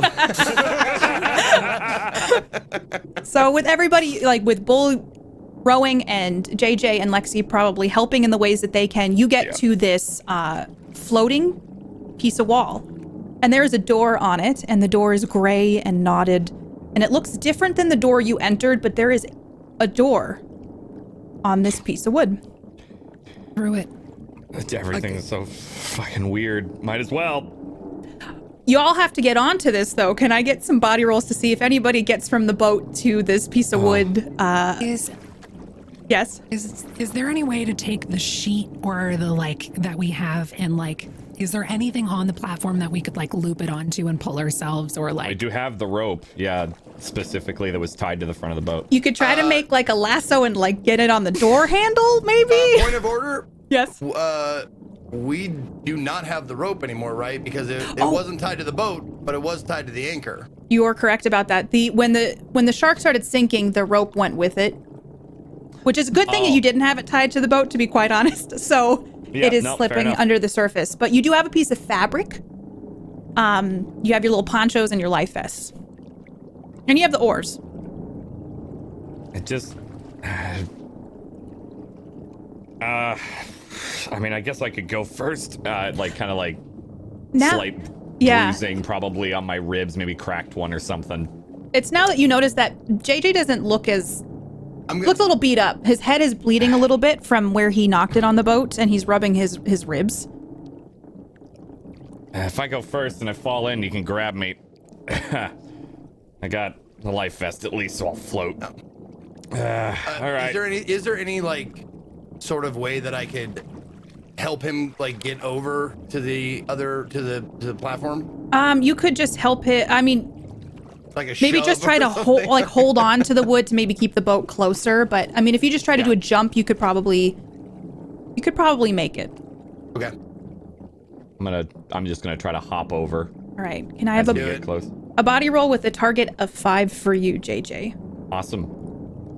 4. Okay. Oh, It's not, as you jump over, you land and your legs slip into the water and you bang against this. So you're half on, half off. I kind of made it. Ugh. But if you Start trying if you to try to pull like myself grab up. on, there's like knots in the wood that you can put your hands in to pull yourself up. Yeah, so I pull myself up just barely. I made it. Get good, champ. Yeah, I grabbed the side of the boat to kind of help steady it. All right. So who's gonna go next? You're next, Lexi. I'm out. Okay. And as close to the door as I possibly can be, like instant away from the edge of the water. Okay. How about you, Bull? I'll wait for her to go. Make Okay. sure she makes it. So, Lexi, will you roll me a body roll with a target of 3 because you are not injured, so it's not as hard for you to be as agile. That's a 1. Lexi, as you start to go and make your attempt to jump, it's like your foot catches on the side of this boat and you just fall completely into the water. Get me out! I'm doing my best to reach forward, grab a hand And if I I'm- can. Flailing. Okay. Yeah. JJ, can you roll me a body roll to see if you grab her and you can pull her up? Yeah. With the a target with a target of 5, please. She's God. flailing right now. 5. Oh, you go into like Nice one. hyper focus mode. You grab Lexi and you just pull her up, like you instinctively know this is not okay and she needs to be on here. Yep. And just yank her up, panting, and then go back and kind of shake myself You got and her? grab. Yeah, she's good. She's good. you. And I All steady right. the boat. Hey, so Bull, it's your turn. Come on. Okay. And just as a quick question, like, does the like island like look like this? No, Like- it's actually flat and the door is flat as well. So the Like flat the you door use, is in on the floor? yes. Ooh. Okay. So we'd have to open it like a cellar door. Yeah. Okay. Interesting. Okay. All right, body roll for me. Yes, a target of 4 as well. Ooh wee. You're like, you watch Bull move and you're like, yeah, that man was, is an athlete. So you just gracefully I like grow hop wings. and you land and your body, your center of body just like holds you on this rocking piece of wood in the middle of the water. Yeah, all right. Show off. All right. And yes, I made a tiny diagram. It's because I couldn't draw it. I was like, how can I draw that perspective wise? So now that you're here, you look down at the door and the boat is starting to float away from you. It's hard to keep hold of that and keep yourself on this piece of Oh wood. no, it's not even I let it go. seaworthy anymore. Yeah, it's starting to sink. Like as it goes out further in the distance, you see that it is filled with water and it starts to tilt and as go it's under. sinking, I'm gonna try to grab one of the oars. Okay. Can So I roll for that, or is it was just easy enough? you can to just grab it because it's just there. Right. I grab an oar. Okay. So is the platform we're on, is it going with the water? Yeah, it's It's like very it's- much like if you were on a dock on water. So it's kind of Okay. going up and down. It's like flat. It's not like Okay. undulating with the waves or anything like that. Okay, and it's not like moving. Well, I don't know how I would tell. There's nothing to fucking compare it against if it's moving in the water with the water. Yeah. But there is this door in the middle of it. Oh, I know. I'm aware of the door. That's a very Just in case strange you didn't know door. there's a door there. Yeah. Well, I mean, this is the only way. Is there any lock or any? It was just a doorknob. Just a doorknob. It's a very fancy doorknob. It's got All like right. it's got like a shark head on it. I without asking, I grab JJ's belt loop, and I take my hatchet back from him. Oh yeah, doesn't even bother me. Weirdly enough, I've probably grab- done that before. All right, everybody, be ready for fucking anything. Yeah. I grab the doorknob and I turn. Does it turn? It does turn. I got my fucking hatchet up. Okay. And Lexi, you got your flashlight? Flashlight's out and ready. Okay. And I don't do it slowly. I wing this fucker open. All right. So I'm ready to slam another shark coming, unicorn, something come and fly out of there. When you open this door, you see thick walls of fog that line down to a path. So if you drop yourself down, you would land on like what looks like a hiking path. And you see fog is starting to come out of the door and seep up into the air around you. What the hell? How far a drop is it? It's not very far. I would say like 8 feet. Okay, I dropped down. No, you have. Wait, before you do that, I would stop you. It just. What? 1 second, please. Just Just for my let him. sake. So we have. Thanks. We have the. Did you say there was boots along with the slicker stuff? There wasn't any boots. There's just like the yellow ponchos that you see like Gordman's fishermen wear. Right. Okay. So I'm just gonna take off like because we had hats too, right? The yellow hats. All right. I'm just gonna take off the hat. I'm just gonna drop it in just like in case something comes out. Like. Okay. Whatever. When you drop it down, it just bounces on the ground and lays there. Okay. And then I take my hand off of JJ and I present the door like, after you. Right. And I just hop down. Okay. Oar in hand. Do you two follow? Bull, can you help me? Of course. And down I go. Yeah. Okay. I grab her and I lower her down. Okay. So Bull, you're the last one to go in. Yeah. Before I ease myself down, I take one last look around. Just cause, I guess. I want to see like if there's anything. Yeah, I'll be down. There's nothing. You realize now that there's just still no land. Just dark water that goes on for miles and miles. All right. I jump down. All right. So you jump down and you find yourselves in a room that is fog is everywhere, and there's this tiny little path that you can walk down. But all you can see is this tiny path and walls of fog.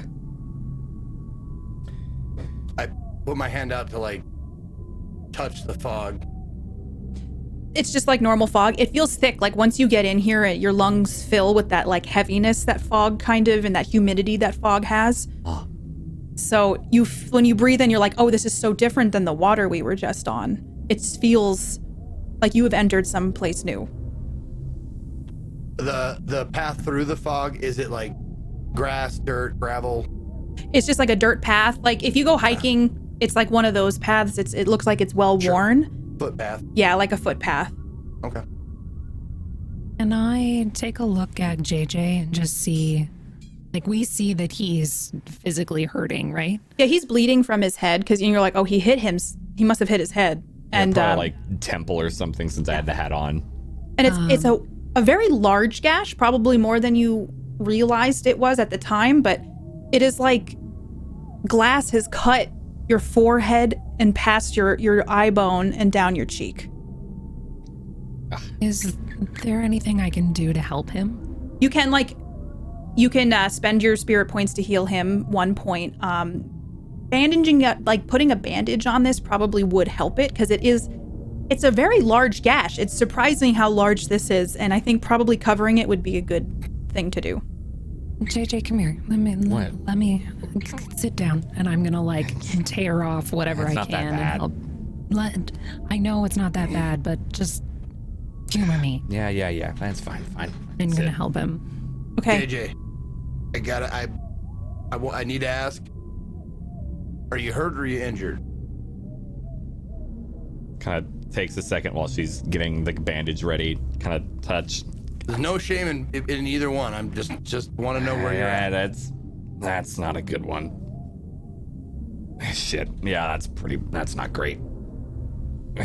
You notice now there's like blood in your eyes a little bit from it. Yeah, the adrenaline was probably wearing off now, and now I'm feeling it more. But Not like a concussion. It's not a concussion. If you feel dizzy or nauseous or anything like that, you don't hide it, okay? No. I know. Secret. I know. I Please wouldn't. stop. Please sit down.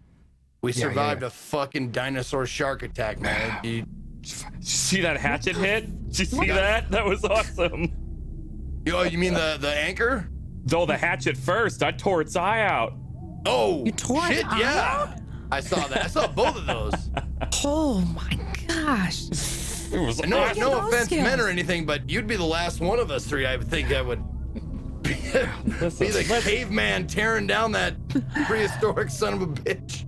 Yeah, I got some survival skills, all right. Come on. Hey, I've seen smaller guys than you lift up cars and shit on the internet. Can't say I've Crazy, you know, adrenaline. clubbed a shark to death, though. Good job. Well, now you job. can because what the. Just wish we could have got you a trophy, like a tooth or something. Yeah, it would have been cool, but Wear it around your neck like a surfer. I don't think I need anything else to clutter I don't up. think we need to go back for that. No, probably not. Can I look up to see if the door is still there? The door is still there, and when you look up, you can see that water is splashing in from the door. That's weird. Maybe we should close the door. Can you reach it? Actually, It would be very hard to do because the door was open fully on the other side. Like, you'd have to go back up to close it. It just seems like there's like splashes of water. It's nothing that's like pouring into the room or anything like Right. that. I'm just worried like like a storm comes up and it floods whatever place we're in now. Yeah. maybe don't voice those worries, Frank. Come on. So Lexi, did you were going to help JJ with his injury, right? Yeah. Okay, so you do need to spend the 2 spirit points for that, but are you just going to do like a little bandage, like you rip off a sleeves kind of situation and kind of tie it around his head? My scarf, take whatever like piece of cloth fabric I can and bandage it up the best that I can. Okay. So now, JJ, you feel a little bit better, and you can go up to just the bruised Oh, condition. can and will do. Thanks, Lexi. Welcome. Thank you for protecting us, whatever that was. So it gets quiet in this place, and the fog starts to calm down and go towards the floor and coat the floor of the forest. And you see that you are in a small clearing with tall skinny birch trees that go up forever. Will you all give me a psych roll with a target of 4 if you decide to look around? I mean, I'll look around. Absolutely. 6. Okay. So it's pretty clear now that the fog has settled, that the door you just came from is still floating there, kind of benign. And when you look around, you see nothing but forest forever and fog. And when you look up about 40 feet in the air, you see a door floating with more wisps of fog coming off of it. You said it's above, like the other. It's one we above the just came tree in? line. It's actually down the path a little ways, and it's almost like the trees have centered around it, and it's lifted up in the middle of these trees above like the tree line. But it's not like in the sky like the previous one. It's just in the distance. It's just no, it is in the sky. It is floating. Oh, okay. All right. I missed what it is. It's a door. Okay. I assume. So this path of fog that's split. The fog is split and there's a path. The fog is kind of settled down. You see more of the forest now, and it's just more like the fog is blanketing the ground. Oh, okay. So it's not like a hedge maze, but with fog. No, it's okay. it's just like you're in a forest now, a foggy forest. Okay. Can I take a moment and just sense if there's anything around us? Just like take a moment to like take in the new, take a breath. I'm comfortable with these two. I'm used to these two. Is there anything else that maybe I feel outside of us? Yes. Will you roll me a 6th sense with a target of 3? Because is there any reason why you would be doing this? I'm just so used to being able to feel everyone and always being aware of what's going on around me and new places and new things. It's kind of just a a gut reaction the minute I walk into a new room or a new door, new area. Okay. Yeah, I will say a target of 4 because you're so attuned to this and rolling me a 6th sense. Okay. You've been hearing twigs snap. I thought that was us. Oh, good. When you take steps in here, it's quiet.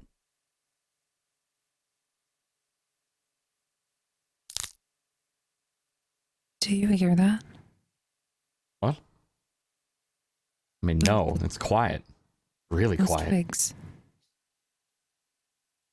Does it sound like they're all coming from a direction, like one specific direction, or is it all around us? It's coming from all around you. Okay. But as soon as Lexi says that, you see something walk from behind a tree. And you see this humanoid type looking creature smiling at you. The way that he moves is unnatural, kind of like his joints don't quite work right. His skin is pulled tight against his skull, and you see veins underneath his gray skin. His eyes are sunken in and dark, and his orbital bones are just sticking out in an aggressive manner. His face is wrinkled and worn, but there are creases where you would expect them to be crow's feet forehead. He is smiling at you, and his teeth are stained with like a dark substance, and his gums are black. But what's unusual about this is he's wearing a suit. It's a black pinstripe suit with a black tie, a white shirt, and a white pocket square. And he's just smiling at you.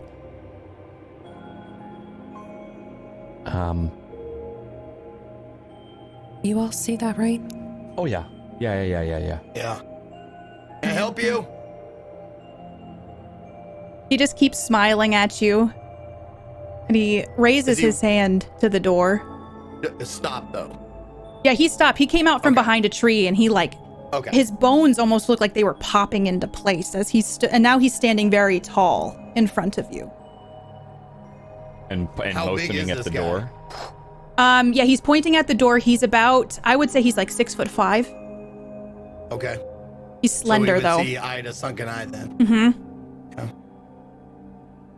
I see you like my door. He doesn't stop smiling at you. Yeah. Your door? My door.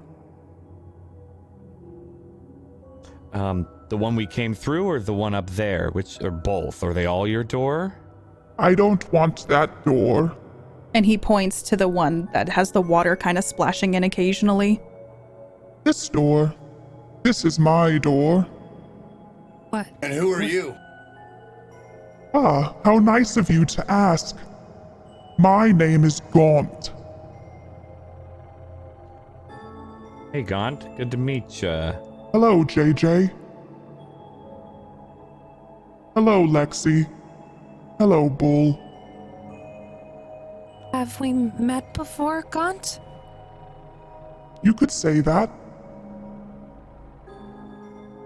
I'm sorry, I don't recall the memory of meeting you. Could you refresh me? Ah! We can play my game now. And you can guess who I am. Looking at the suit, does anything about it look familiar? Nothing about it looks familiar except that it is so clean. And it's eerily out of place for this person wearing it, or if it is a person. It just doesn't make any sense. Like, why is there this being with a clean suit in the woods? Just so I have an idea of kind of like the look and fit of it, where would I know this may be a small thing, but where would one wear a suit like this to? Or who, like, is it like a mafioso pinstripe, or is it like, Oh, yeah, big just shoulder a pad. businessman? or- Like, yeah. It's a businessman. It's like if somebody had an important meeting somewhere okay, and this is what he wore to it. okay. What are the rules of your game, Gaunt? He takes his long fingers, and you see they're gray and they're black at the tip, and he brings them to a point under his chin. You guess what I am, and I'll bring the door down, and you can leave. So we can't just walk to it. No, I put it up there. What happens if we guess wrong? There are other ways to pay. Can we have an example? No. Do I get a read on his emotions or intentions at all? Give me a 6th sense roll, but it's a target of 6. I'm gonna spend a spirit point. Ooh. Nope. No, I'm sorry, yeah. I am terrified beyond the capacity for rational thought. Yeah, you're just like, this can't be real. And so you're seeing this being, this entity, and you have no idea. You don't feel anything coming off of it, which is probably unusual for you. You feel nothing. Yeah. It will be easy. I'm bored, and I'd like to play a game now. And How many that's all guesses you... do we get? I will give you enough. I believe you three are very smart. And he looks at each of you. We don't get many groups here. This should be easy for you.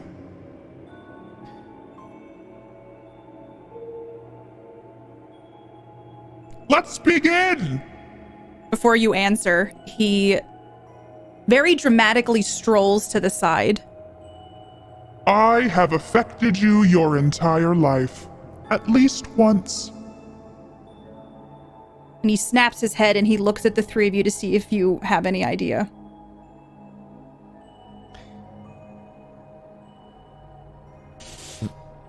That can be almost anything. Just a note, if we guess something that fits that answer, but it's not what you want, is that incorrect or still correct? And I kind of smile back a little bit.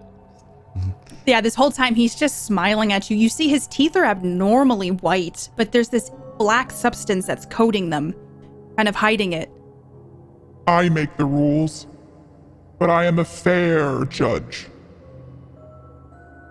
Well, I mean, it could be anything from fear to diarrhea. I like the way you think, Bull. How about another clue? I can be a teacher, but only if you're willing to learn. Again, fear of diarrhea. You can Diarrhea see his taught me many lessons. You can see his eyes almost inflame with not rage, but an anger of some kind, but his face remains smiled.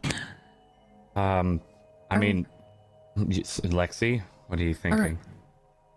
Are we allowed to ask yes or no questions to be able to pinpoint or get closer? I think there will be enough clues. However, if we come to a situation in which that becomes too difficult, we could figure something out. And he looks you up and down in almost a judgmental way.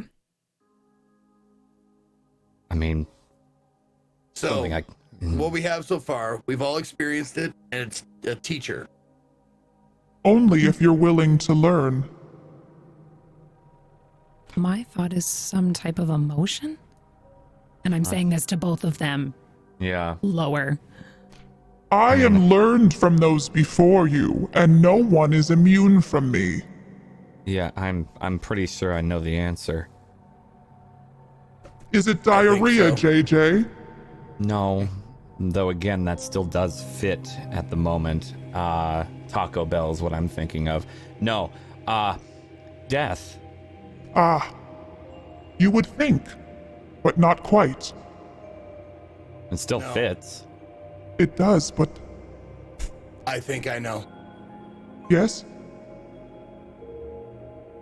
Lexi, Yes. I remember back in the day, you,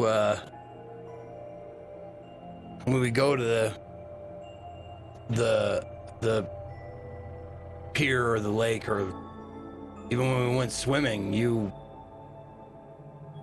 weren't very into it, right? No. Why?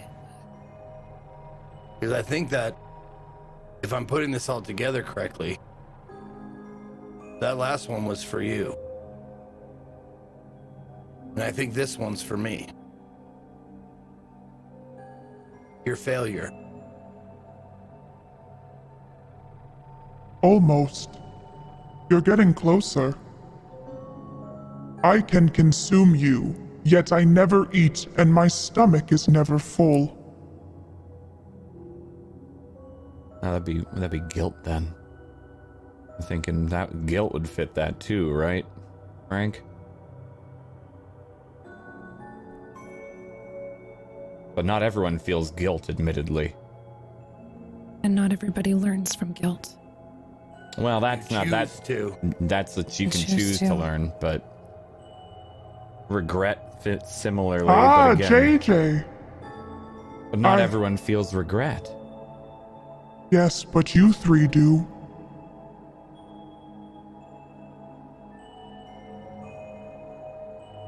So True, your but regret. Yes. This is a puzzle for you three.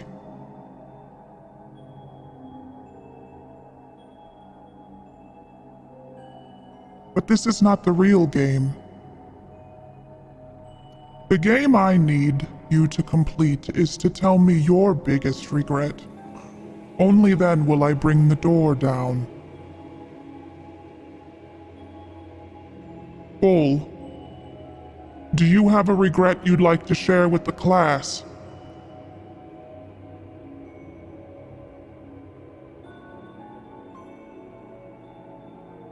I have many.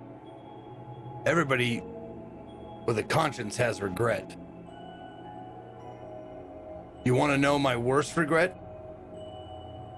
Yes.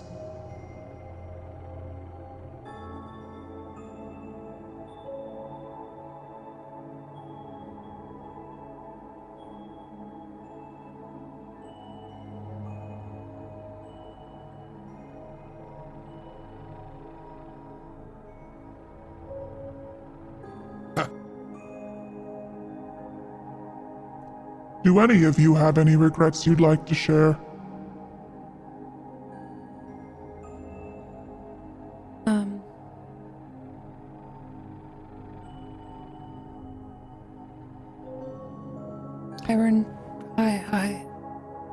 I regret never being fully there.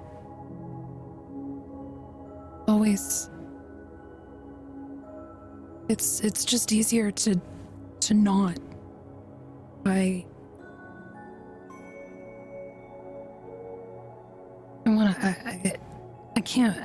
can't feel it. It's too much.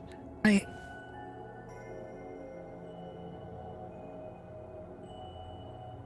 regret not being present enough in with both of you, with my family, with everything. It's smiling and going through the day. When you say this, you see black wisps of smoke come from your mouth and start seeping upwards and circle your head above you and just float there.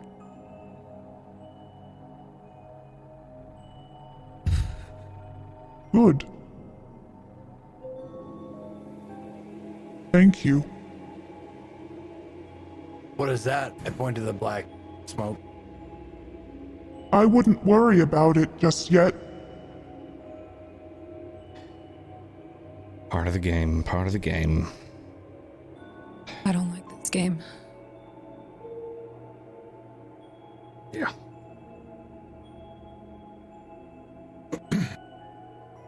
I had a student, a star player on my the team I coach a couple years back. This kid was I'd never seen anything like him. He was Jordan, he was Kobe, LeBron, he was all. He could do everything. Tall kid with agility that could shoot.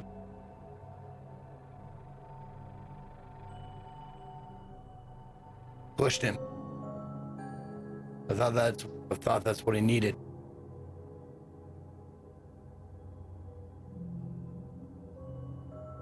I pushed him so hard.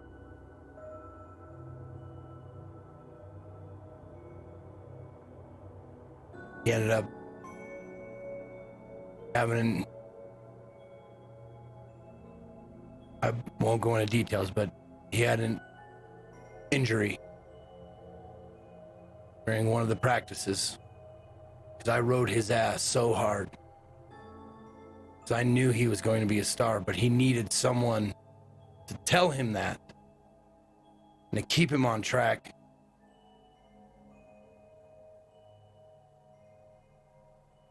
Never played again.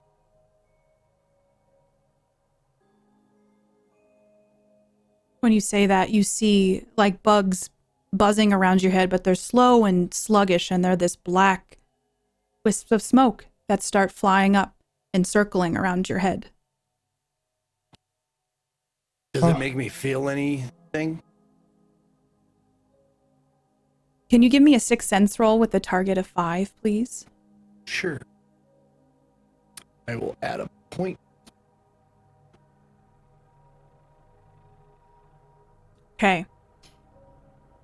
You feel that the heaviness of whatever regret or guilt or whatever that is that this memory has for you, but it's above your head now. You feel that energy radiating aggressively off of these bits of smoke. I have a question for you, though. Did JJ and Lexi know about this kid? No? No. Okay. It's not, I don't like to talk about it. Yeah. It's not something I tell people. I'm sure like the school knows and stuff like that, but it was an injury that wasn't like directly my fault, you know? Mm-hmm. But it is. Like to Bull, it's 100% on him. Okay. Gaunt is smiling. It's almost like his smile is wider each time one of you shares something. And then his eyes fixate on JJ.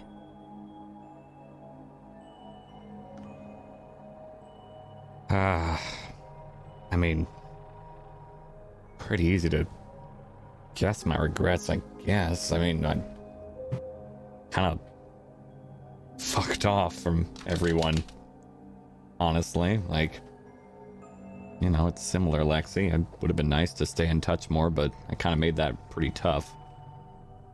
Till I got the phone, at least, but, you know, disconnected because I wanted to go out and experience life. Like, I don't regret the result, but I do regret kind of some of the consequences of it. Would have been nice to see y'all more. And you see from you, like those things you have as a kid that you would throw on the ground and would spark. But those sparks are flying up from around you, JJ, up into the sky, till there's this black soot floating above your head as well. Thank you.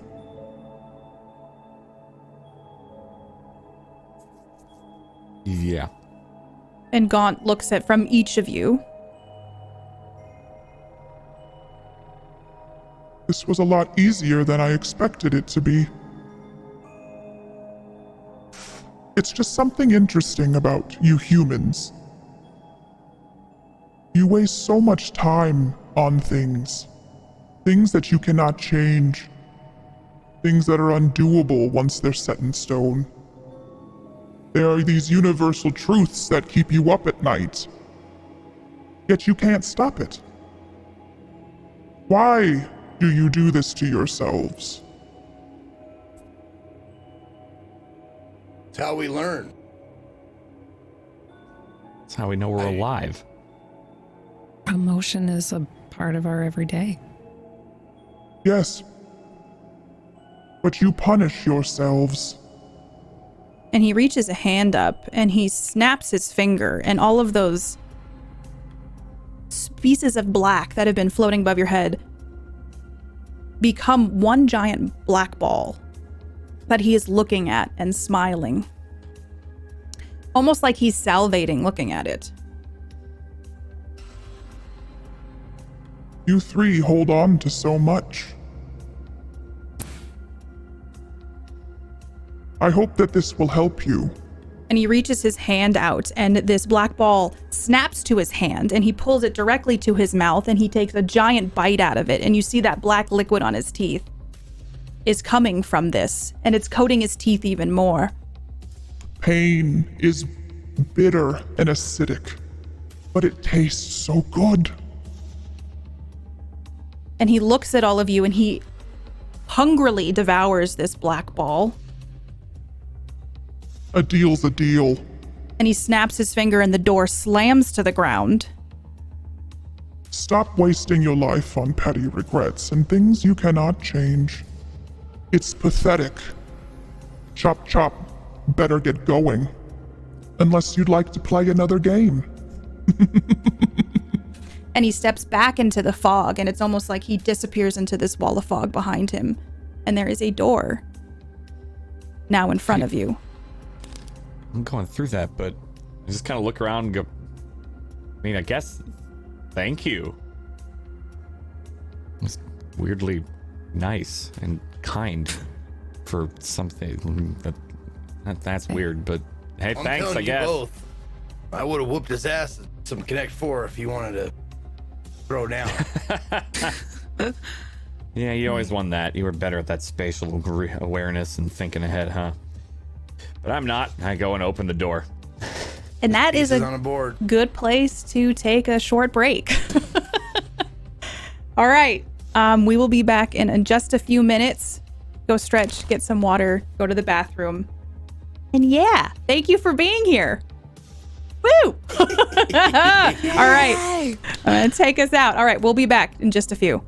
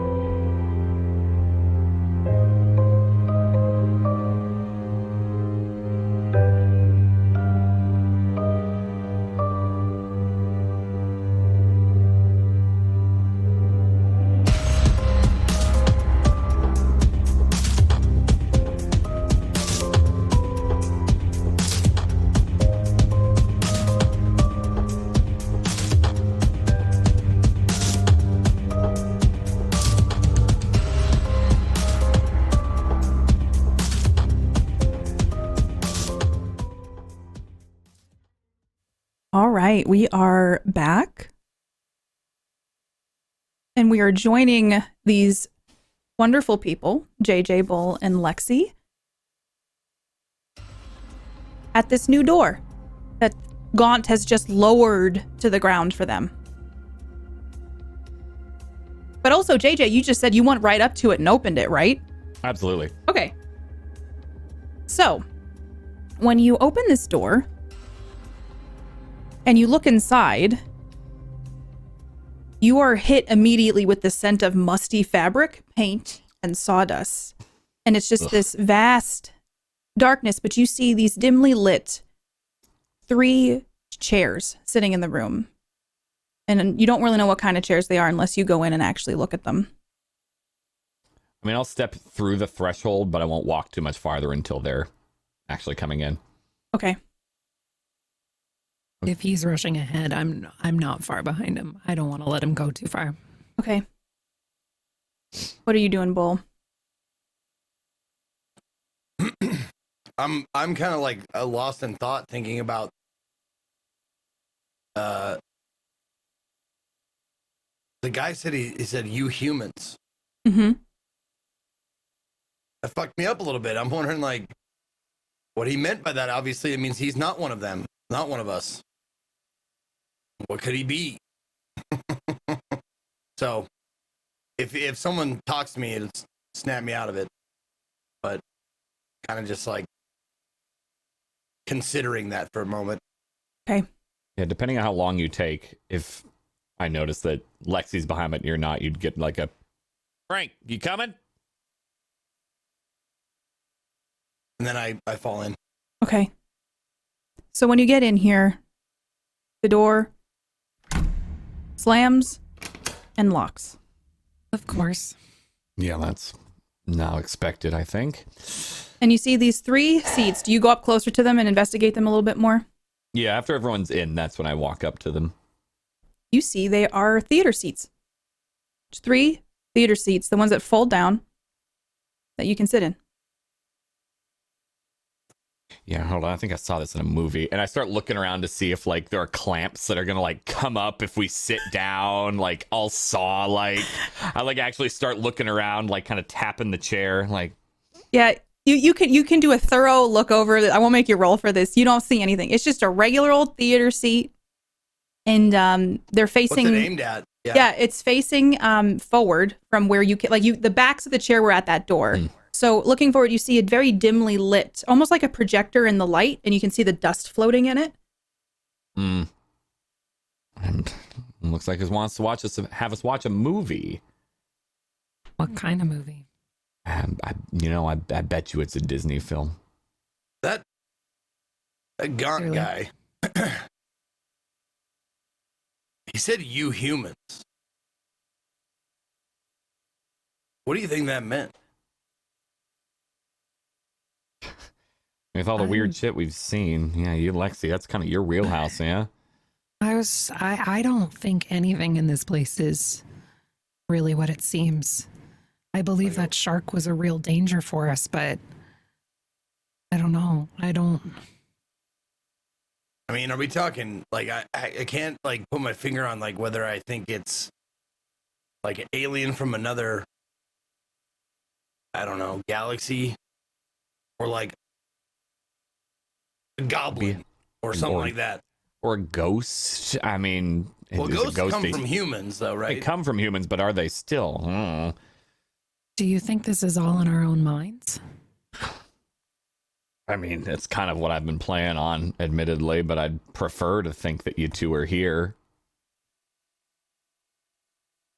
Instead of Prefer to think that too. Yeah, feels real enough. Yeah, it does. And just to reassure myself, can I touch whichever one of them is closer? Yeah, you can. And when you do touch them, they feel very real to you. Okay.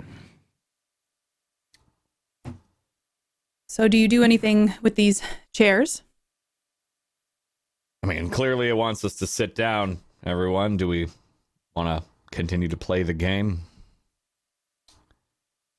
I don't think we have a choice. All right. Well, I usually like the aisle seat. I sit down on the right side. My gut says no. No to sitting? My gut says that maybe that shark was real enough, but I don't know if we're in any real danger. I mean, the stories What would do be talk the- about missing people and all that. Like, True. But what would be the fun of playing a game with dead? Or there's no game if you're dead. yeah, Unless we stay playing the game. Unless there's no escape. Is there anything around me like just the chairs and the light? Just the chairs and the light, and you are surrounded by just darkness.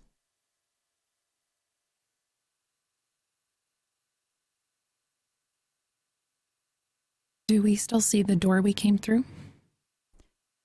You can still see it, but it's closed. It's been locked, but it's just behind the chairs. And it's just like a door in the middle of nothing, right? Mm-hmm. Yeah. No intricate handle this time?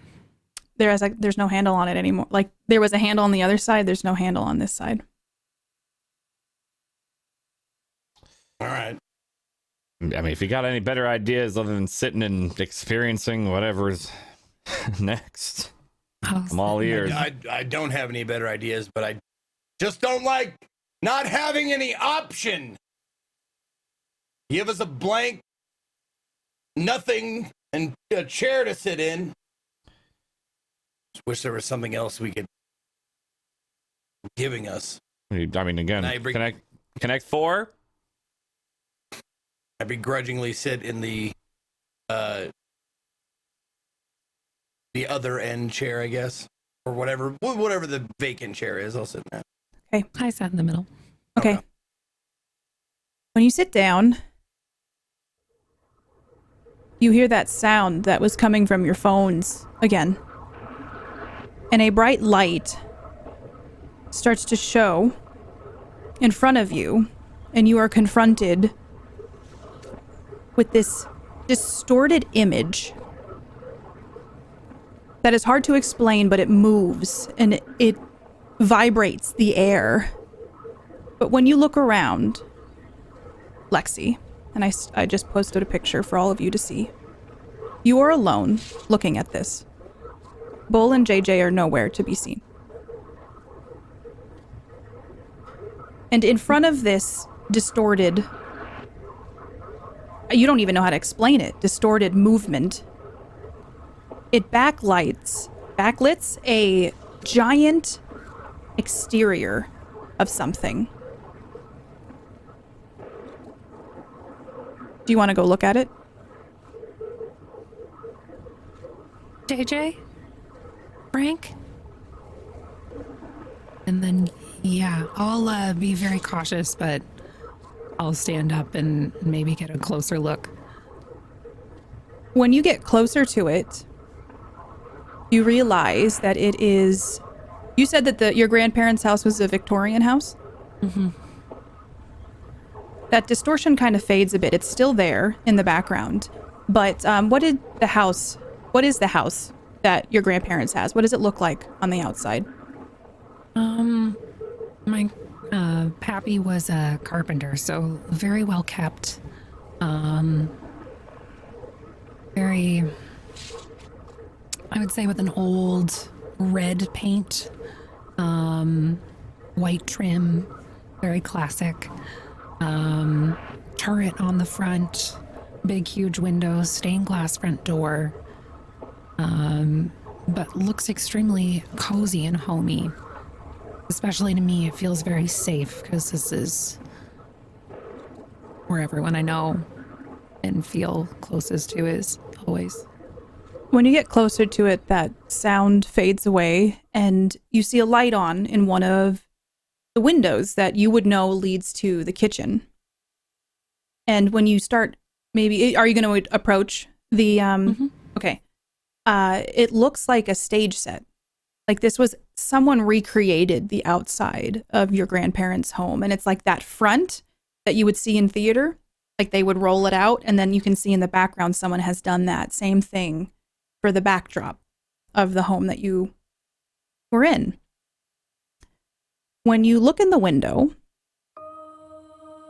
you see yourself standing in a kitchen full of your siblings and with your 2 grandparents. And this was the house that your grandparents took you into after your parents died. You are amongst the chaos of your 4 siblings. You are catching your gran before she burns her hand on the stove. You are stopping your sister from running around the house, most likely with a sharp object. You move purposefully, but you've never seen yourself this way before. From the other side, you see a worn tiredness in a face that's too young to show that. You see someone who is ragged with the thoughts and needs of others. This is a simple snapshot, yeah, but a very accurate one on the life that you lead.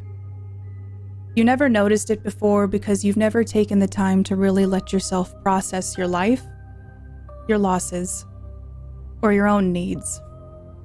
You never realized you could be surrounded by so many people, yet be so alone. And your grandparents and your siblings, they start fading away one by one, until all that remains is a man sitting at a table. It's your brother Tommy. And he looks over at you. What are you doing out there? I thought and can I walk in? Yeah, you can go in the front door into the kitchen. While I'm walking in, can I sense him?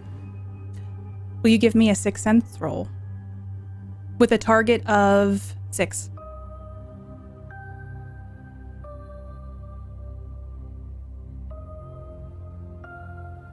No.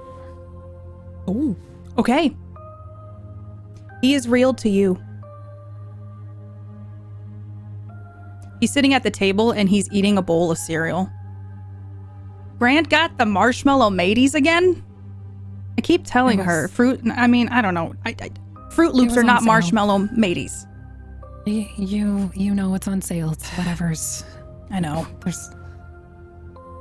But you're here. Why? What are you doing here? And he looks at you and he just blinks. I live here. You live here. Sorry, are you okay? I mean, it's been a day.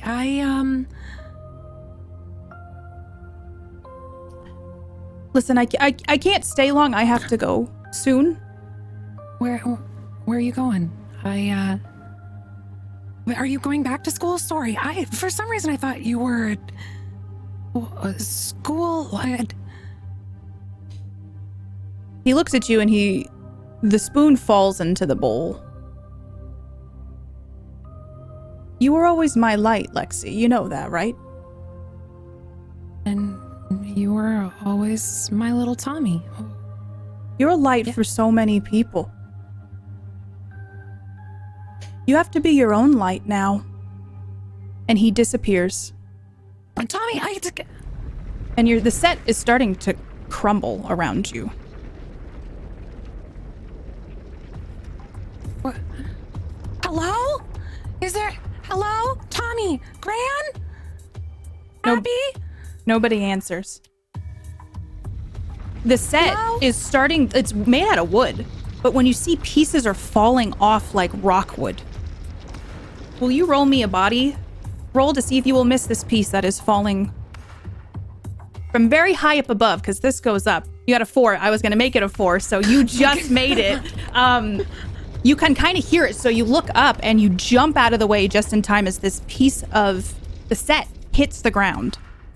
What would you like to do?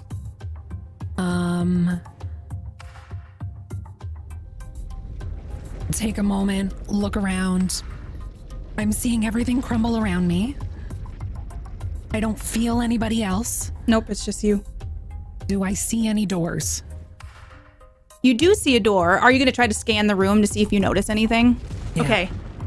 As you see the set, it's kind of like shaking, like, is this an earthquake? I don't understand it. And so you are going to scan the room. Can you give me a psych roll, please? With a target of 4, please, to see if you notice anything.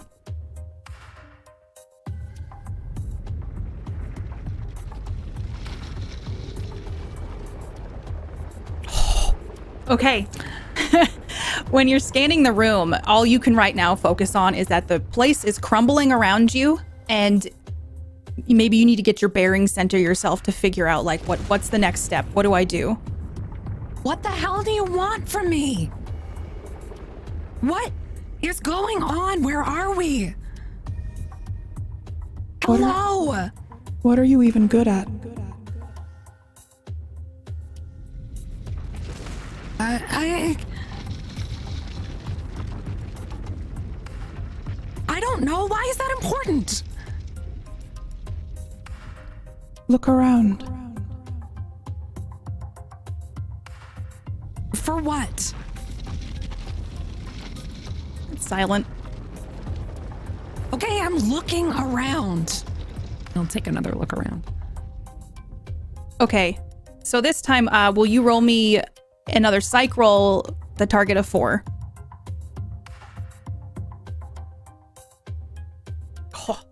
A little bit better.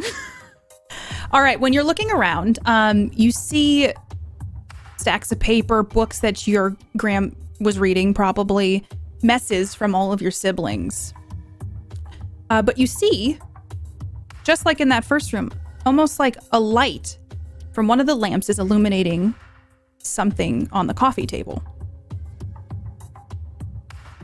So you want me to go here? That's the fine. And I'll walk over to it. When you get over to it, it's just like there's a bunch of stuff on this coffee table, so you're gonna have to sift through it. Can I get another body roll from you with a target of 4 now that, not target of 3, now that you're kind of aware that stuff is breaking apart around you? See if you dodge. Okay. Oh no. I'm not doing great. A particularly high piece, because this is like a replica of the Victorian house, and a piece breaks off and falls and lands next to you, and also lands on your arm. And because you're looking through the coffee table. And can you please mark a bruise condition? Because this hit your arm pretty hard. Got it. Ah! Just as you see that, though, it's almost like it knocks loose all this stuff that's piled on this table. And you see gels from the lights that you used on the show when you did Frankenstein. Okay. Got it. We're building a set. What about it?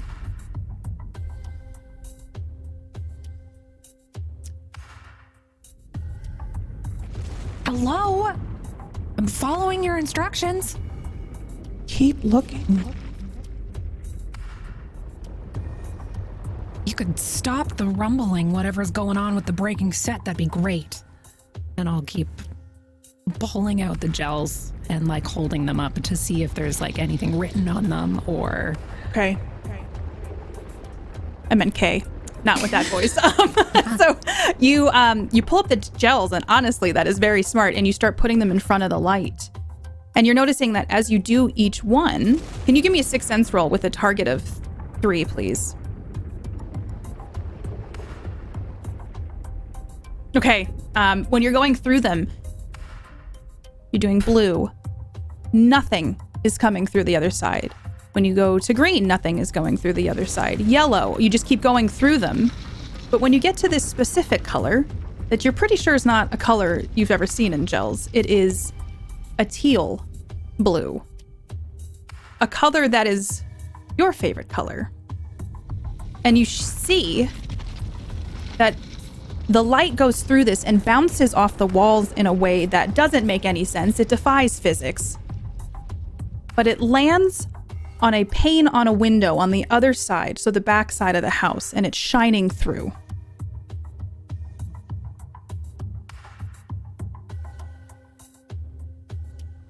So you want me to go this way?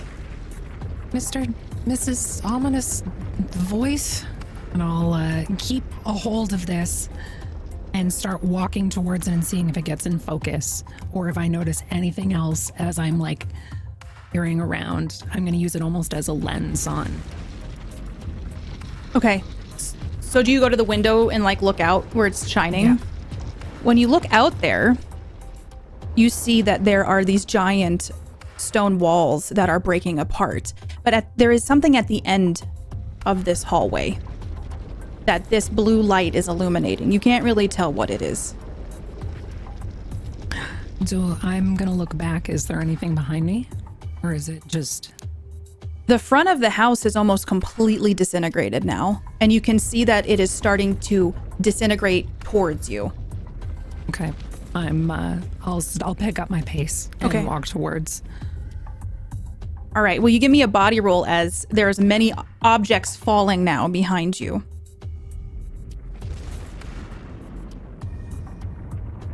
Okay. Really not an agile person. No, and I didn't even say it would have been a target of 4, but you got a 2, so you are trying to dodge out of the way. This stuff is taking a long time to navigate, so it's taking you a little bit longer to get over these things. These pieces that are falling down around you. Will you give me a body roll to see a target of 4? Because you're gonna need to pick up the pace because the floor is starting to crumble underneath you. I'm gonna add an extra point to that. Okay. I got a 4 and a 6. Okay. So as you're getting closer to this, you end up standing in front of a lighting board. Kind of like a board you used to use to light shows in theater. Okay. What's the preset of the lighting board say? Normally it would have like a title of what the show is, like insert a floppy disk or a USB, depending on how old the board is. The board just says the next step. I'm going to throw all the faders up. When you throw all the faders up, the crumbling stops. And you almost feel that tension around you subside. As that scary, ominous looking... As you're standing now in front of that ominous air, that thing that moves. And when you flip the lights on, it shifts. And a stage appears in front of you. You have just turned the lights on to this stage. It's the stage that you are very familiar with. It's the one that you have set up lighting for in high school. And you see now that there's this door illuminated that is riddled with holes and gaps, but standing there in front of you. Take a moment, take a breath, and just think about how I met these two incredible friends through something so almost feels like fate. And after I take that moment and that breath, and that I think that I'm thankful for these two in my life, I'll hold the filter up and see if there's anything different. When you hold the filter up, there isn't anything special about it anymore. But it led you to this area that you are now alone in. And while you sit there with this door, JJ, we find you sitting with this distortion in front of you. And you are alone now. And this distortion is hard on the eyes, and you can't make any sense of it. But you notice now that Bull and Lexi are no longer around you either. But as this distortion starts to fade a little bit, it's still there, but it fades. You see a light emanating from something not too far ahead of you.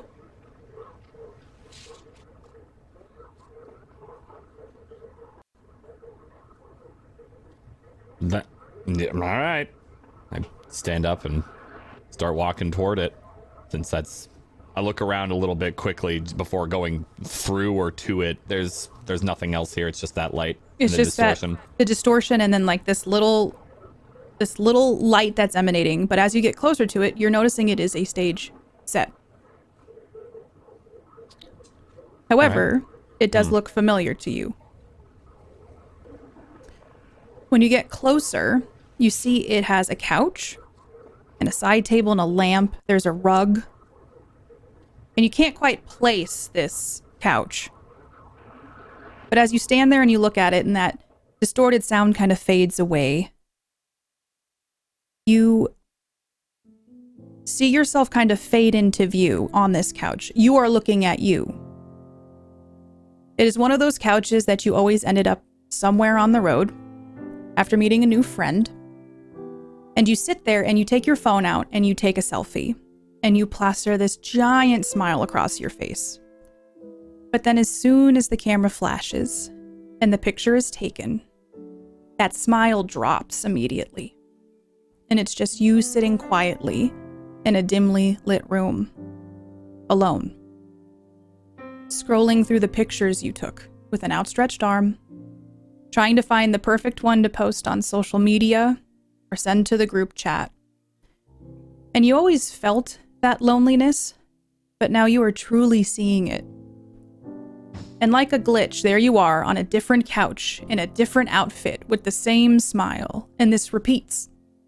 Like you're flipping through pictures on your phone. And you're seeing each time you sat on a couch and wishing you had someone sitting beside you, or that it was your own couch. And then the other you fades away, and all that's left is a couch, a side table with a lamp, and a rug.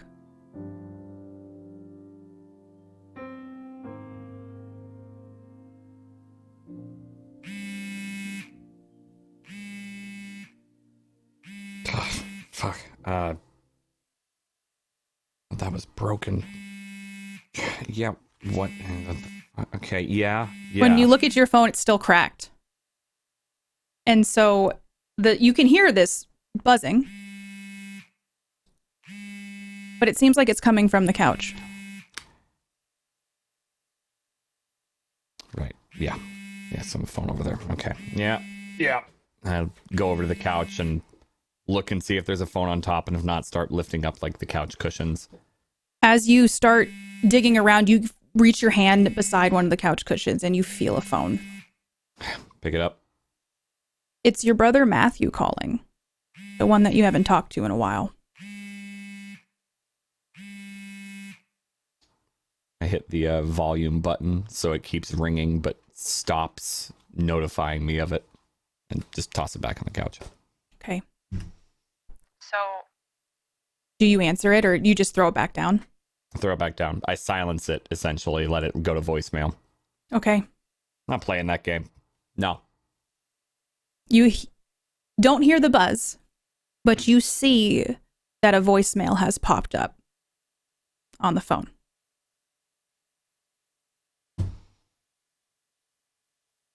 Give me the same fucking voicemail every time.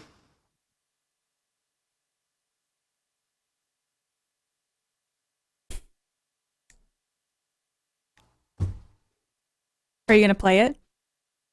He sits there for a second to see if anything else happens. He doesn't want to. He knows what Matthew's going to say.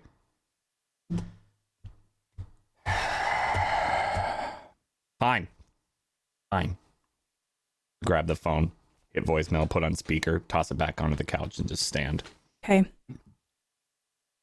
Hey, JJ. It's Matthew, obviously. I was gonna be in town for the holidays, and I was, reaching out to see if you would like to come over for Christmas this year. Yeah, one of these days, we'll talk. But yeah, I hope you're doing good, and, JJ, you were always good at running. And the phone hangs up. I need a new number. It's only then that you notice the breathing.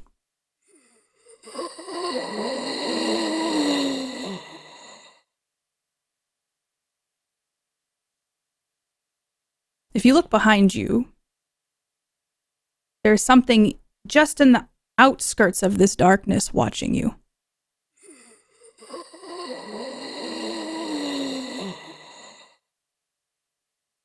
I grip the oar tighter if I still have it. Yeah, if you wanted to bring the oar, if you've had the oar this whole time, I'm down. Okay. I 100% have been clutching this goddamn oar. Okay. Gripping it a little more turn to look, maybe stepping a little closer to the couch in kind of the movement. You see something that is covered in shadow, but you can't tell. You see its face is incredibly distorted, though. It's almost like someone melted skin.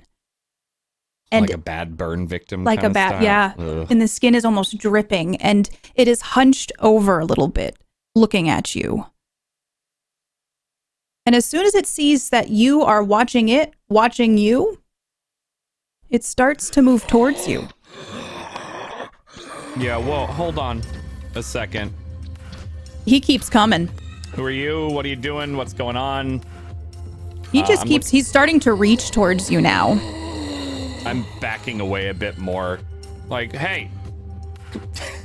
Now, just a second. I'm looking to see anything recognizable on it at all.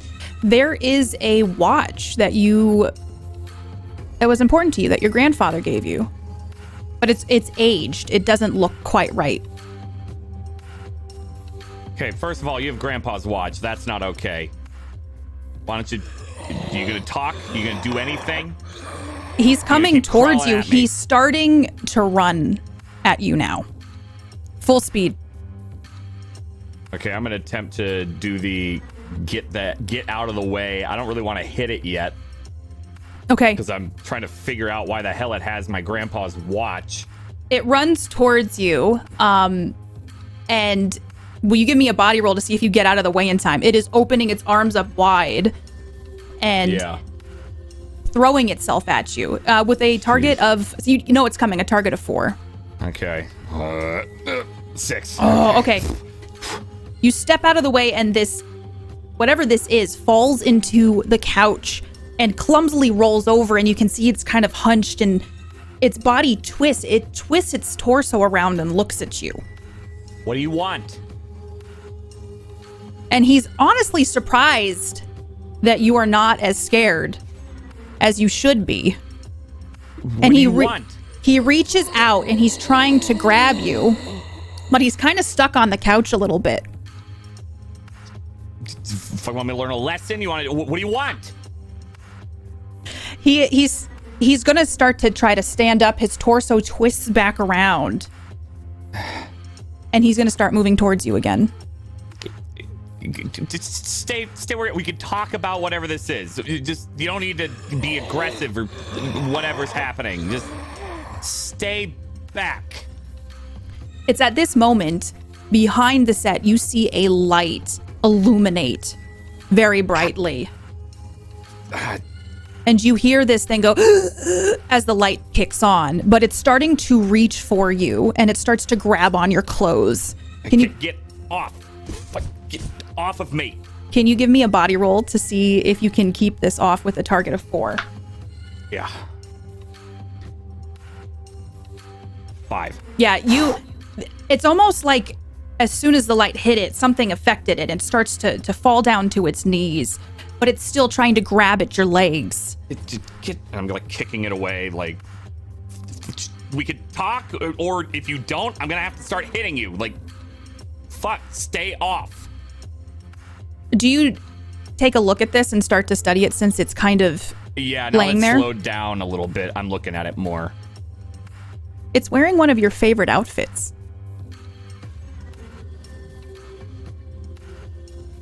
It looks up at you, its eyes drooping, What? and it's reaching up Fuck. at you.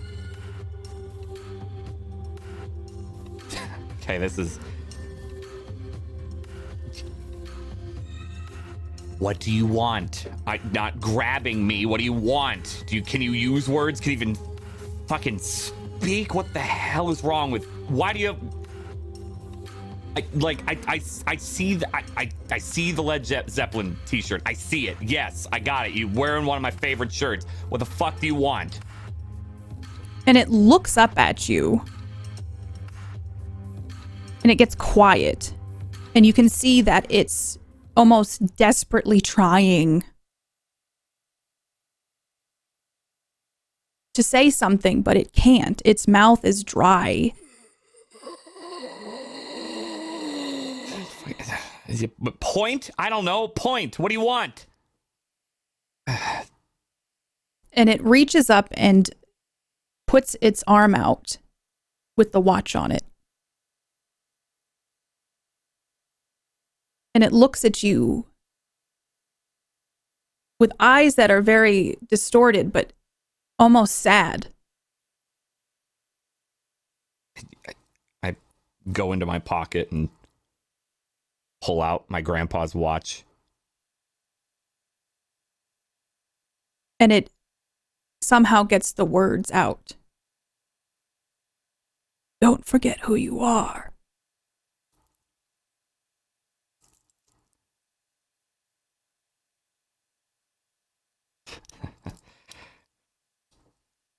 Okay, I'm Jeremy James Arthur. Yeah, I know who I am.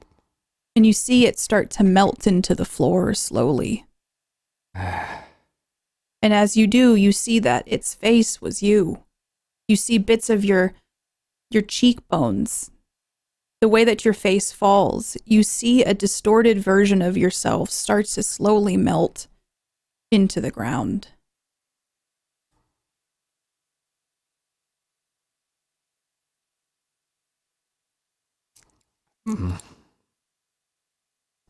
And the sides of this room fall down in a very loud clutter. Fuck. And that light you see is just slightly ahead of you.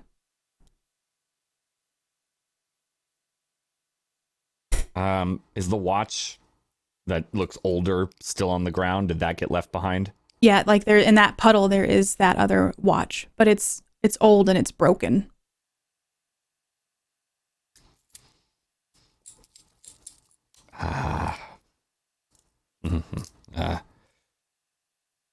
You might need this more than I do. And I leave my watch next to the broken one and go toward that light. Okay. It takes you a little bit of time to get there, but as you get there, you realize you are standing at a stage. The lights are illuminating something, and you can see there is a person standing on this stage, and it looks like maybe it's Lexi. Lexi? Lexi.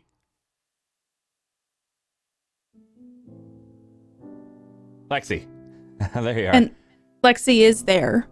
And as you step up onto this stage, you might not notice it at the time, but that door starts to fill in a little bit more. There you are. Hey. You okay? You okay? Yeah, I'm all right, I think. That was, something.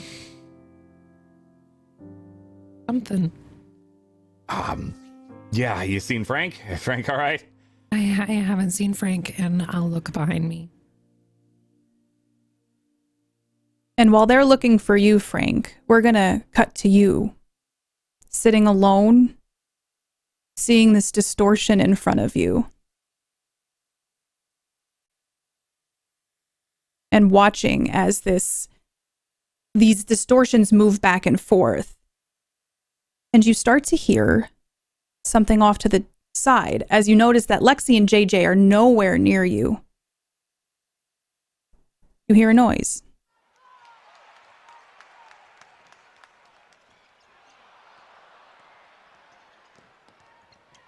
So this one I gotta do alone, huh?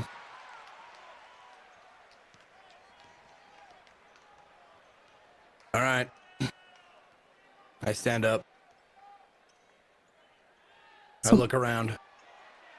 When you stand up, it's very clear that you can see like a TV light emanating on two recliners. And again, it looks like these walls have been thrown up, two on the side and one on the back. But you can like walk into it. It's very much like a stage set that you remember from high school.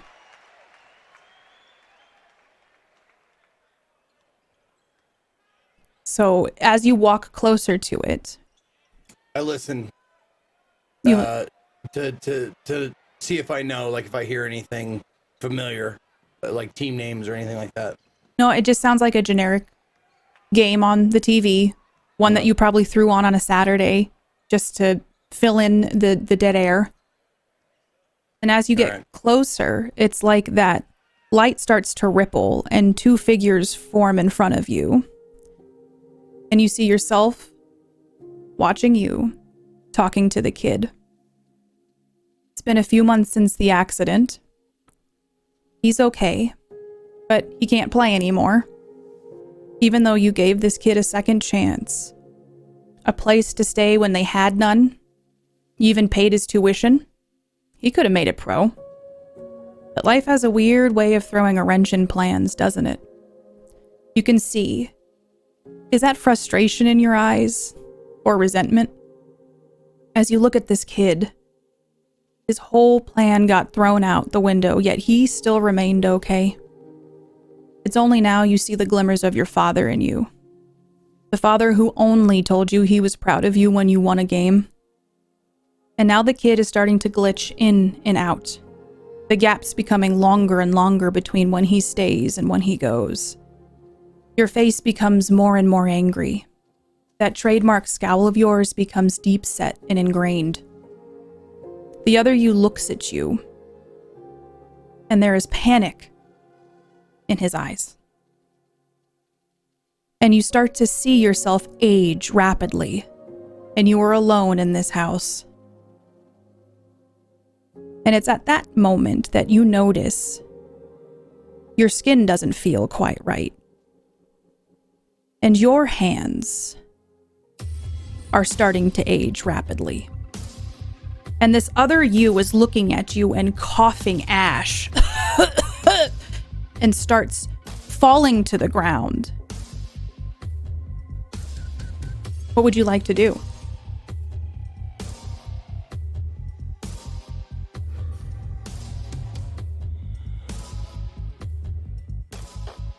Honestly, I'm gonna stand there and watch.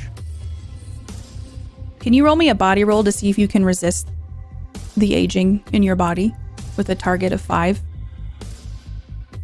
Use a point. Okay. Oh, wow.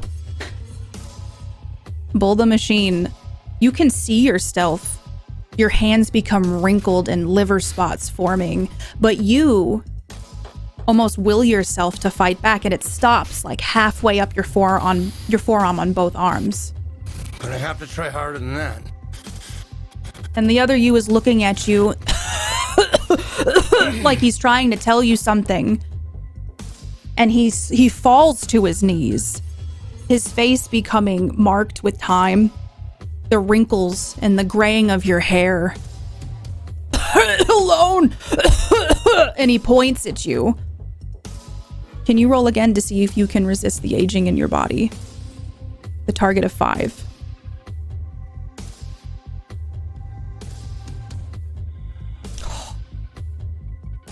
Again, you feel this aging process start to creep up your arm a little bit, hitting your elbow joint, and you can kind of feel that soreness starting in your elbow.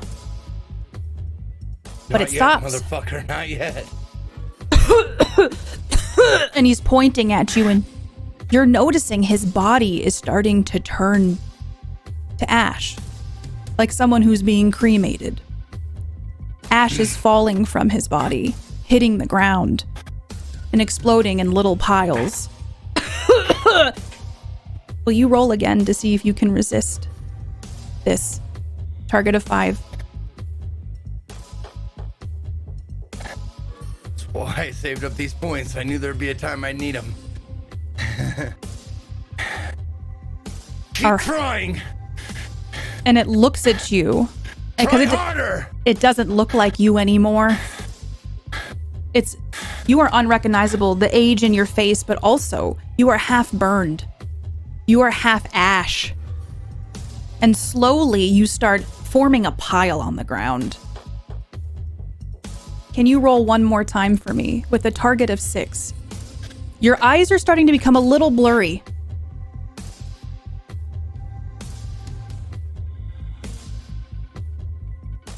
No! No! And as you resist this one last time, your vision is clearing up. Your skin is becoming more youthful again. the panicked eyes of the other you looking back. And the last thing he musters, "This is the wrong monster I should be." And it falls into a pile on the floor in front of you. I don't lose! And at that moment, you are left with a pile of you in an empty room. And you hear a voice behind you. "Coach? Are you okay?" It's the kid. I'm fine. Allergy season, falling. Had a sneezing fit. Yeah, I heard some yelling, so I thought I would make sure you were okay. I was watching the game. Oh, yeah.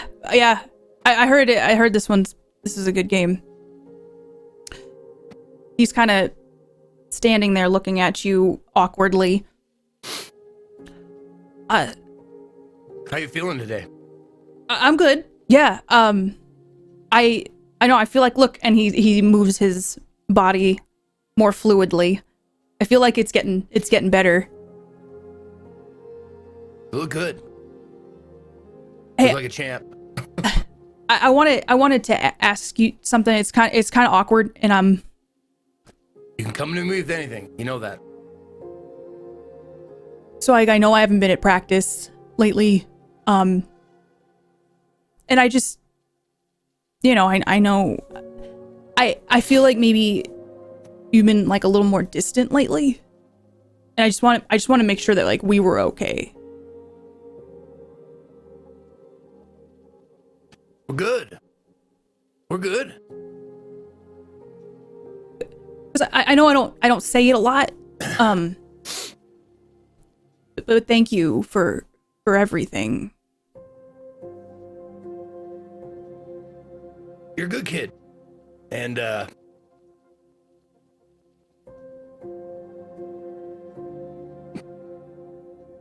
you deserve a chance. Coach, Even if you can't play. Yeah, I don't know how to tell you this, but you're like the only person that's ever tried with me. Like I don't know how to say it, but like I don't know what I would do without you.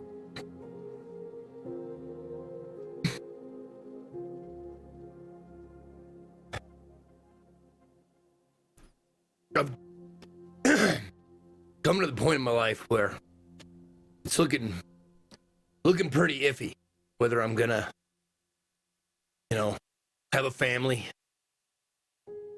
children.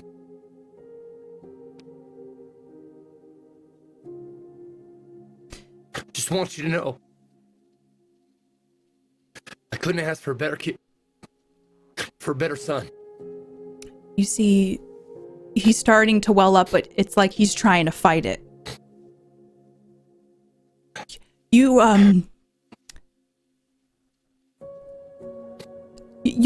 my, and he can't seem to find the right words, but he steps towards you and he hugs you. And for the first time, you realize that the reason he is okay is because of you. Not because you coach a great team or because you win games, but because of you. Listen, so I know this might kind of sound weird, but there's like a Christmas tree farm, and you can go cut down your own Christmas trees. And I was thinking, if you want, like next weekend we could go cut down our own Christmas tree. You never had a Christmas tree? No, but this seemed cool because like they grow the trees and you can just go cut them down, and like we can do it ourselves and like drag the tree to the car. Should we get some like hunter's orange on and some like, camouflage so we can sneak up on it or something? I think that would be good. I want it. Listen, I know it's a little early. And he grabs something out of his pocket. It's a present. I got you some a little early. He hands it to you. All right, before I take this, you didn't spend too much money on this, did you? No, it's just something I found, and I thought, I think you might like it. All right.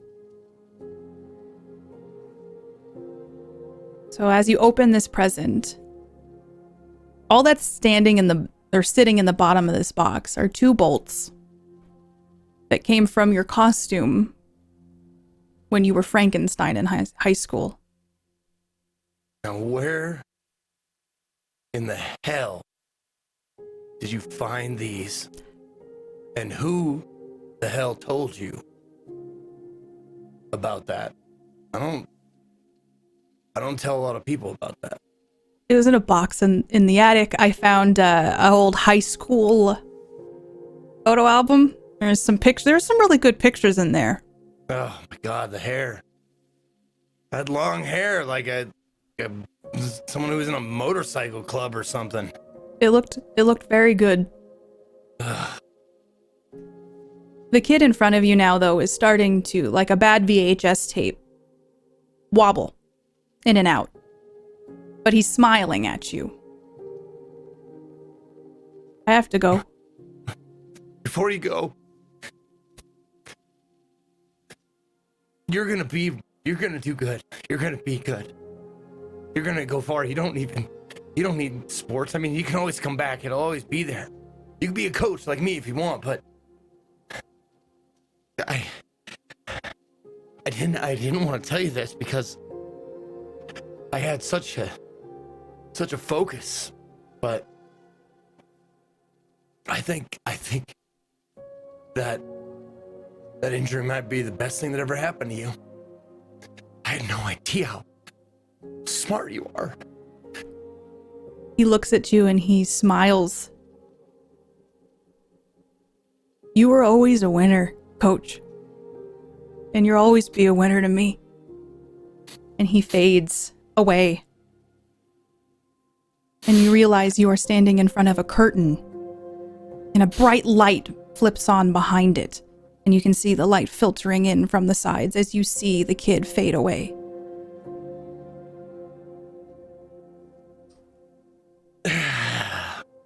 You got it. You got what you did. I don't know if that's what you wanted, but you got it. You got. I don't know what kind of sick game you're playing, but thank you. I don't know who the hell I'm talking to, or what the hell I'm talking to, but thank you. And now that you're kind of getting your wits about you a little more, you can hear the voices of JJ and Lexi on the other side of this curtain. Yeah. You seen Frank? No, I haven't. Frank? Frank is putting on the bolts. Oh God, what is up next? Gosh. Fucking Firebad. Oh. And once you step onto the stage, you see JJ and Lexi in a door that is somehow complete now. Oh, good, you're back. Are you okay? I recognize those. And why the hell do you have those, Frank?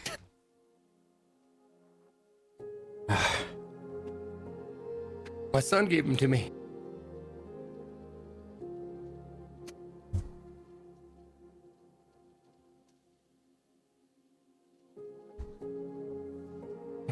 my pocket.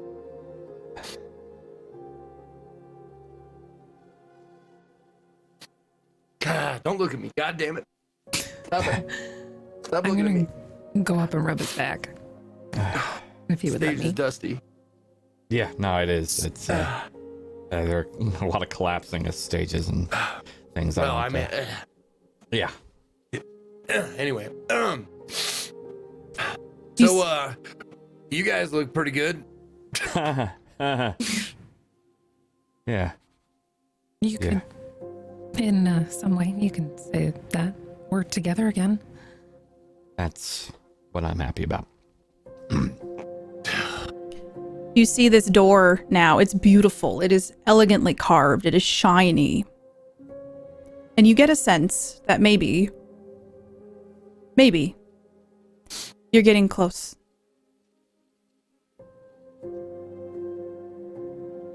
Well, ready to leave whatever the fuck that was behind. Together? Yeah, please. Yeah. Do either of you guys have a tissue or anything? My nose is running like a sieve. Might be a little soggy, but here you go. Thank you. And just the loudest honking sneeze, or not sneeze, loudest honking blow. Just.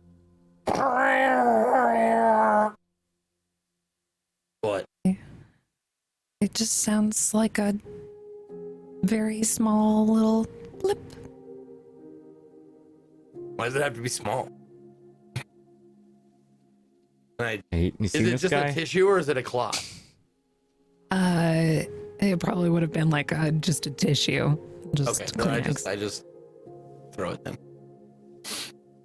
Littering, littering's not great, even in a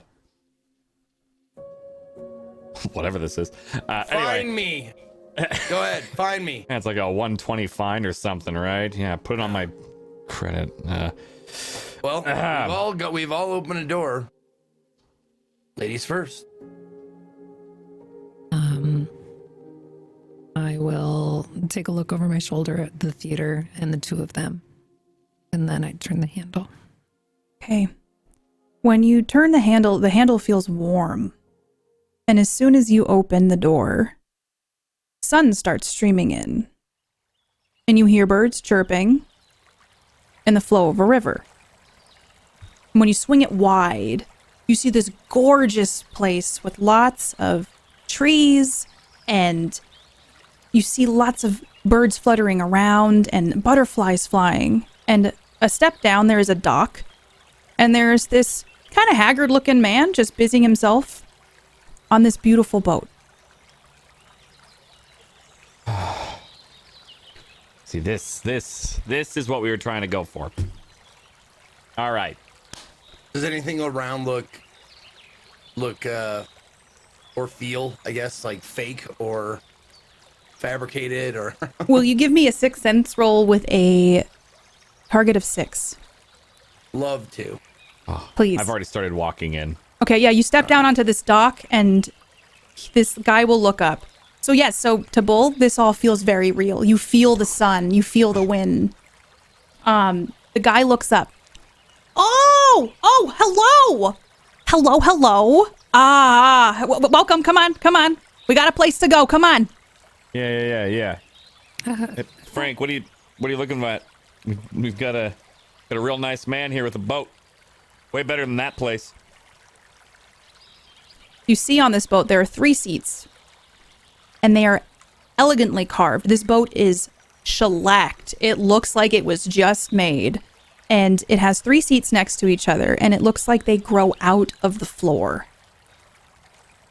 I got you some seats, so come on, I know this place in and out. Come on. Just glad you found me. I have to confess something real quick. So I rolled my dice and then completely zoned out. What did I sense? You sense that this is very real to you. You feel the warmth. Okay. You feel the wind. It feels very real. Okay. I make my way happily down to the boat. All right, I know. It's been a day. And he looks at each of your faces. Yeah. And a hell of a day. You can say that again. Are you part of this? You could say that. So is this the Got a name? yeah, there. Yeah. I do not. Something we can call you? Let's see. How about the man on the boat? So is this the River Styx? Are you car on? No, that's all stuff that you find. Need a couple of coins, maybe? You tell me you guys didn't get that. That's hilarious. You all, you know what? We don't get many groups here. It's been impressive to see that. You're not the first person to say that to us tonight. Yeah. What Yeah. is this place? Usually people come here alone, and somehow you found each other here. And he looks kind of quizzically at all of you. Listen, we gotta go. Wait, but where are we? I'm real curious. Like what is this? In due time. Come on. We got a schedule to meet. Oh, So okay. a schedule. Can I I- don't have my watch. Can I try Alright. to see if he's trustworthy? Yes. Do you want to give me a 6th sense roll? Target of 3. While she's doing that, I'm already in the boat. Okay. You find your seat, JJ. It is got a velvet cushion on it, and it is the color of an orange, the fruit. Well, that's my seat, definitely. And when you look over, you see one that has yellow and orange, the team colors that from Bull's team.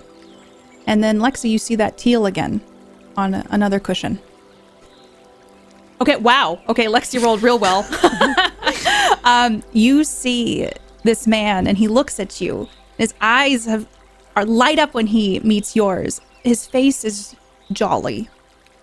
You sense a calmness from him. I'm not like the others. And he puts his hands in the air. Listen, the rooms before are not a place of joy or comfort. It's the place you go to face your demons. And demons you did face. Not everyone gets this far. Okay? Come on.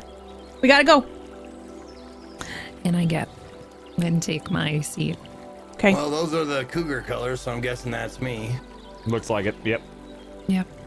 Yeah, 2 colors are your favorite. That's really interesting. And he pushes off from the dock. All right. You got any questions? Yeah, where are we? It's hard to explain. It's complicated. I mean, still Try and interested to hear your opinions or thoughts. Yeah. Listen, Give it as simply as possible. I mean, we're not going anywhere. Right? Yeah. that is true. This is probably a nice change of scenery. A little bit. Yeah. Yeah. It's lovely, actually. So you were headed to a cabin, huh? We made it to the cabin. Do you know that It's called cabin? New Hauntshire. Yeah, do you know that cabin isn't even haunted? It's embarrassing. That place was built like 60 years ago. It was a library. Why was a library in the middle of a forest? I don't know. They trying something new? I don't know. I didn't see any books. Yeah. Okay, but it's not haunted, but then what happened? It'll make again, sense. It'll make sense soon. Did Met a we make guy it to named Gaunt. Gaunt. Yeah. Oh. Yeah, he's mostly harmless. Kind of scary to look at, though, huh? Yeah, he was kind of nice. He Weirdly, in his said, own way. you humans, Ugh. which means he's not. Maybe you're not. I'm guessing. Can you all give me 6 sense rolls? Target of 4.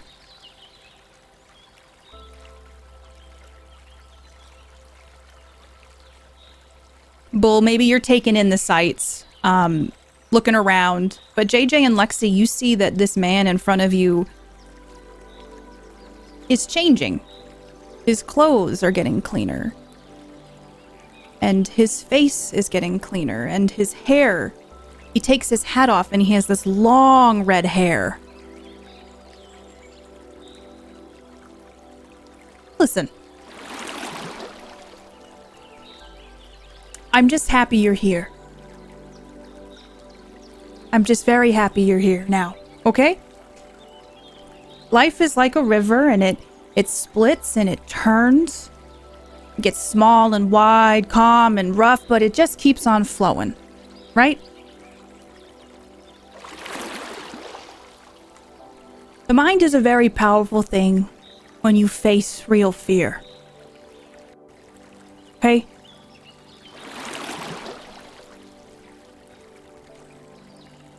I feel like you want more answers than you have questions. Yeah? Where are we going? He looks over his shoulder. You'll see. You know, sometimes you just gotta enjoy the view for a bit. Take your time. Did we make it to the cabin? He looks back at you. Don't you see now? The cabin isn't real.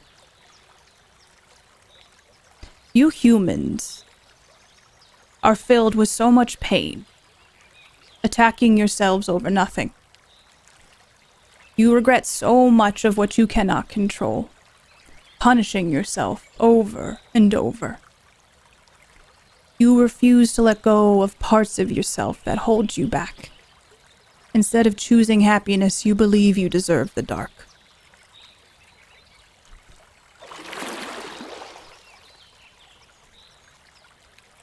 I have something I need to remind you of. Are you ready? Jude. I like your enthusiasm, Bull. And he turns and he looks at you, and the world gets quiet. He looks straight ahead, very methodically rowing, pulling you forward a little bit more in the river.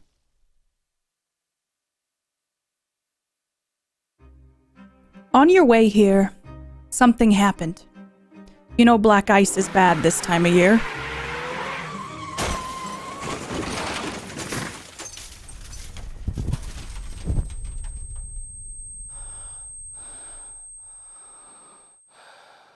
You never made it to the cabin.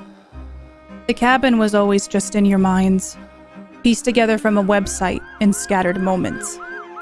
You hear sirens now. You feel cold and damp and very, very tired. You hear frantic voices. You feel hands trying to help.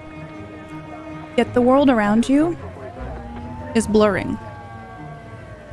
This cabin, while you may have never even arrived, has tried to show you all of the things that have held you back.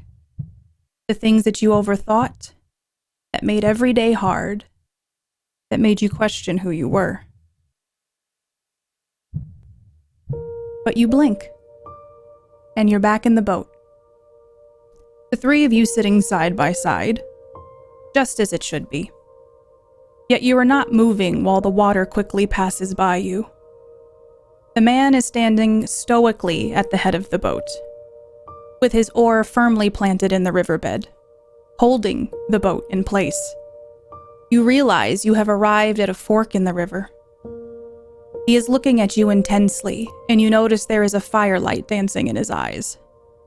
When you look left, you see the bright golden sun warming the water as it rolls on. And when you listen closely, you hear the voices and barks and coos. Some of them sound familiar. Lexi, you see your parents standing on the riverbank looking your way. When you look to the right, you see lights flashing, red and blue, red and blue, red and blue, as they dance on the tree trunks and the flowing water. Now the rest of us, we pull away. We pull back from the water, back from this beautiful boat, back from Lexi, Bull, and JJ, until we see a small river up from high above, that forks two ways, and a ferryman who lifts an oar out of the water.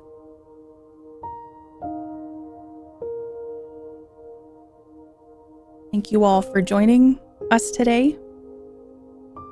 This has been your trip to the cabin.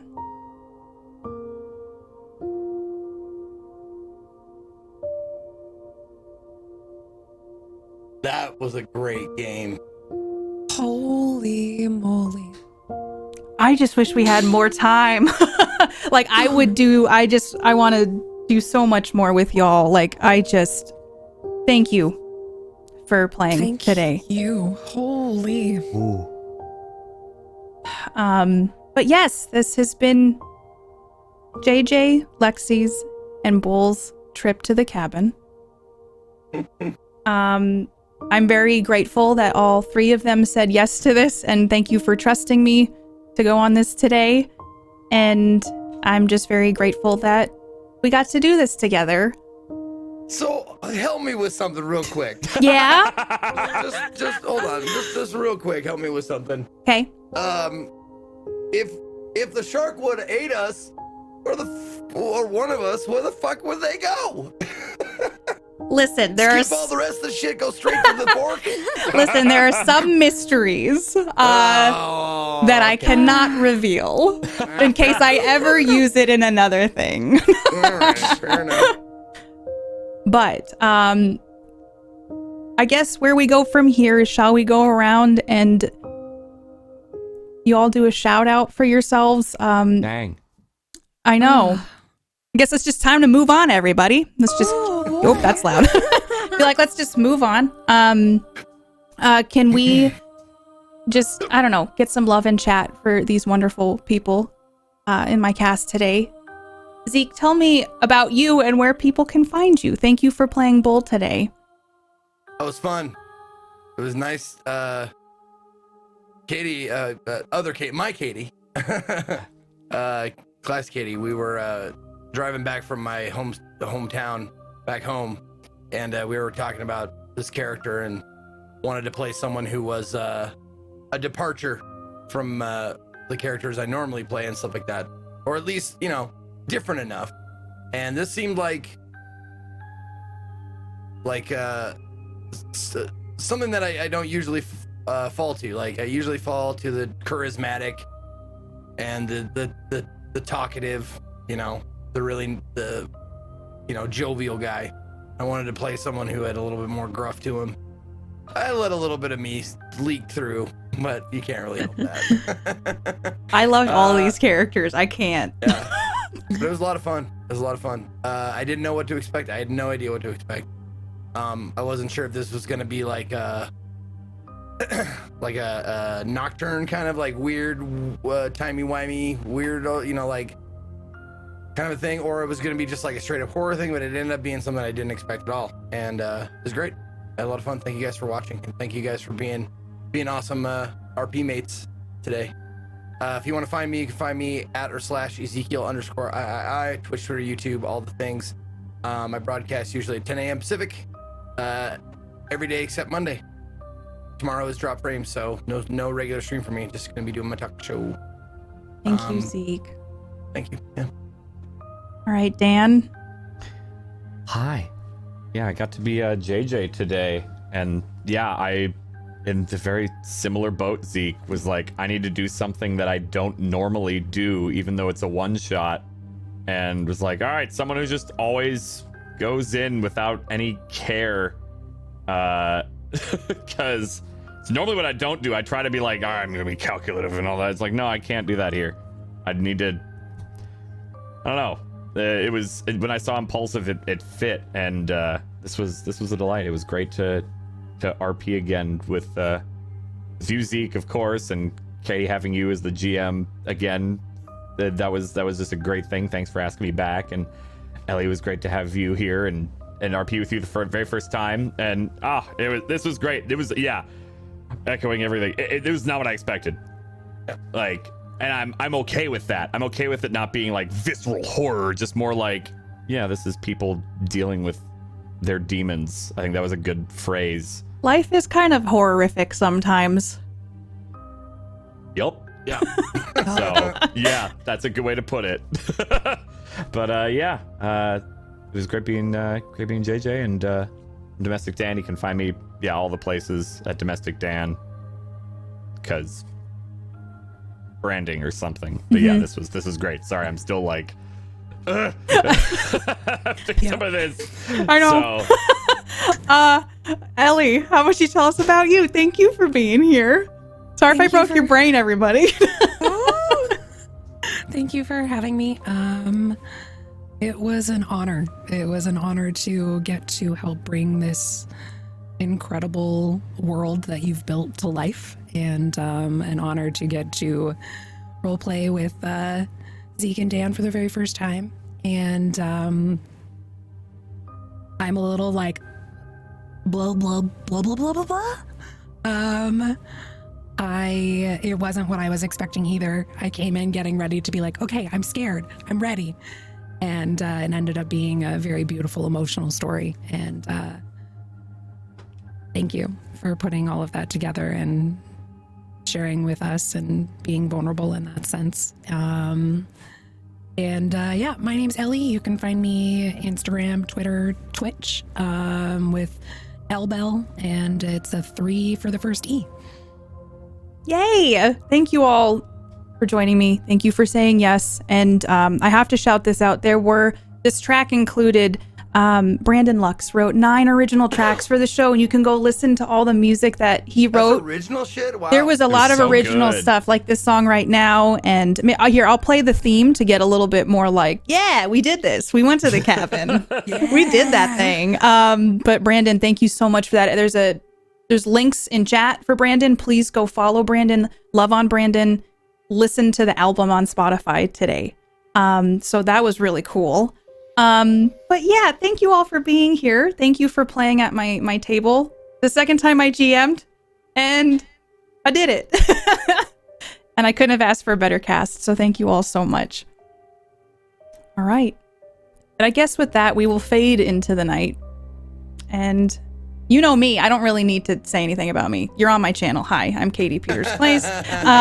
Thank you for being here. If you're from our communities, go follow her. Yes. Oh, please go follow all of them, because I love them very much, and I'm very excited I got to do this with them all. So, all right, everybody. Without further ado, thank you all so much. I will see you soon, and go follow all these people. It's required, okay? Bye, everybody. Bye.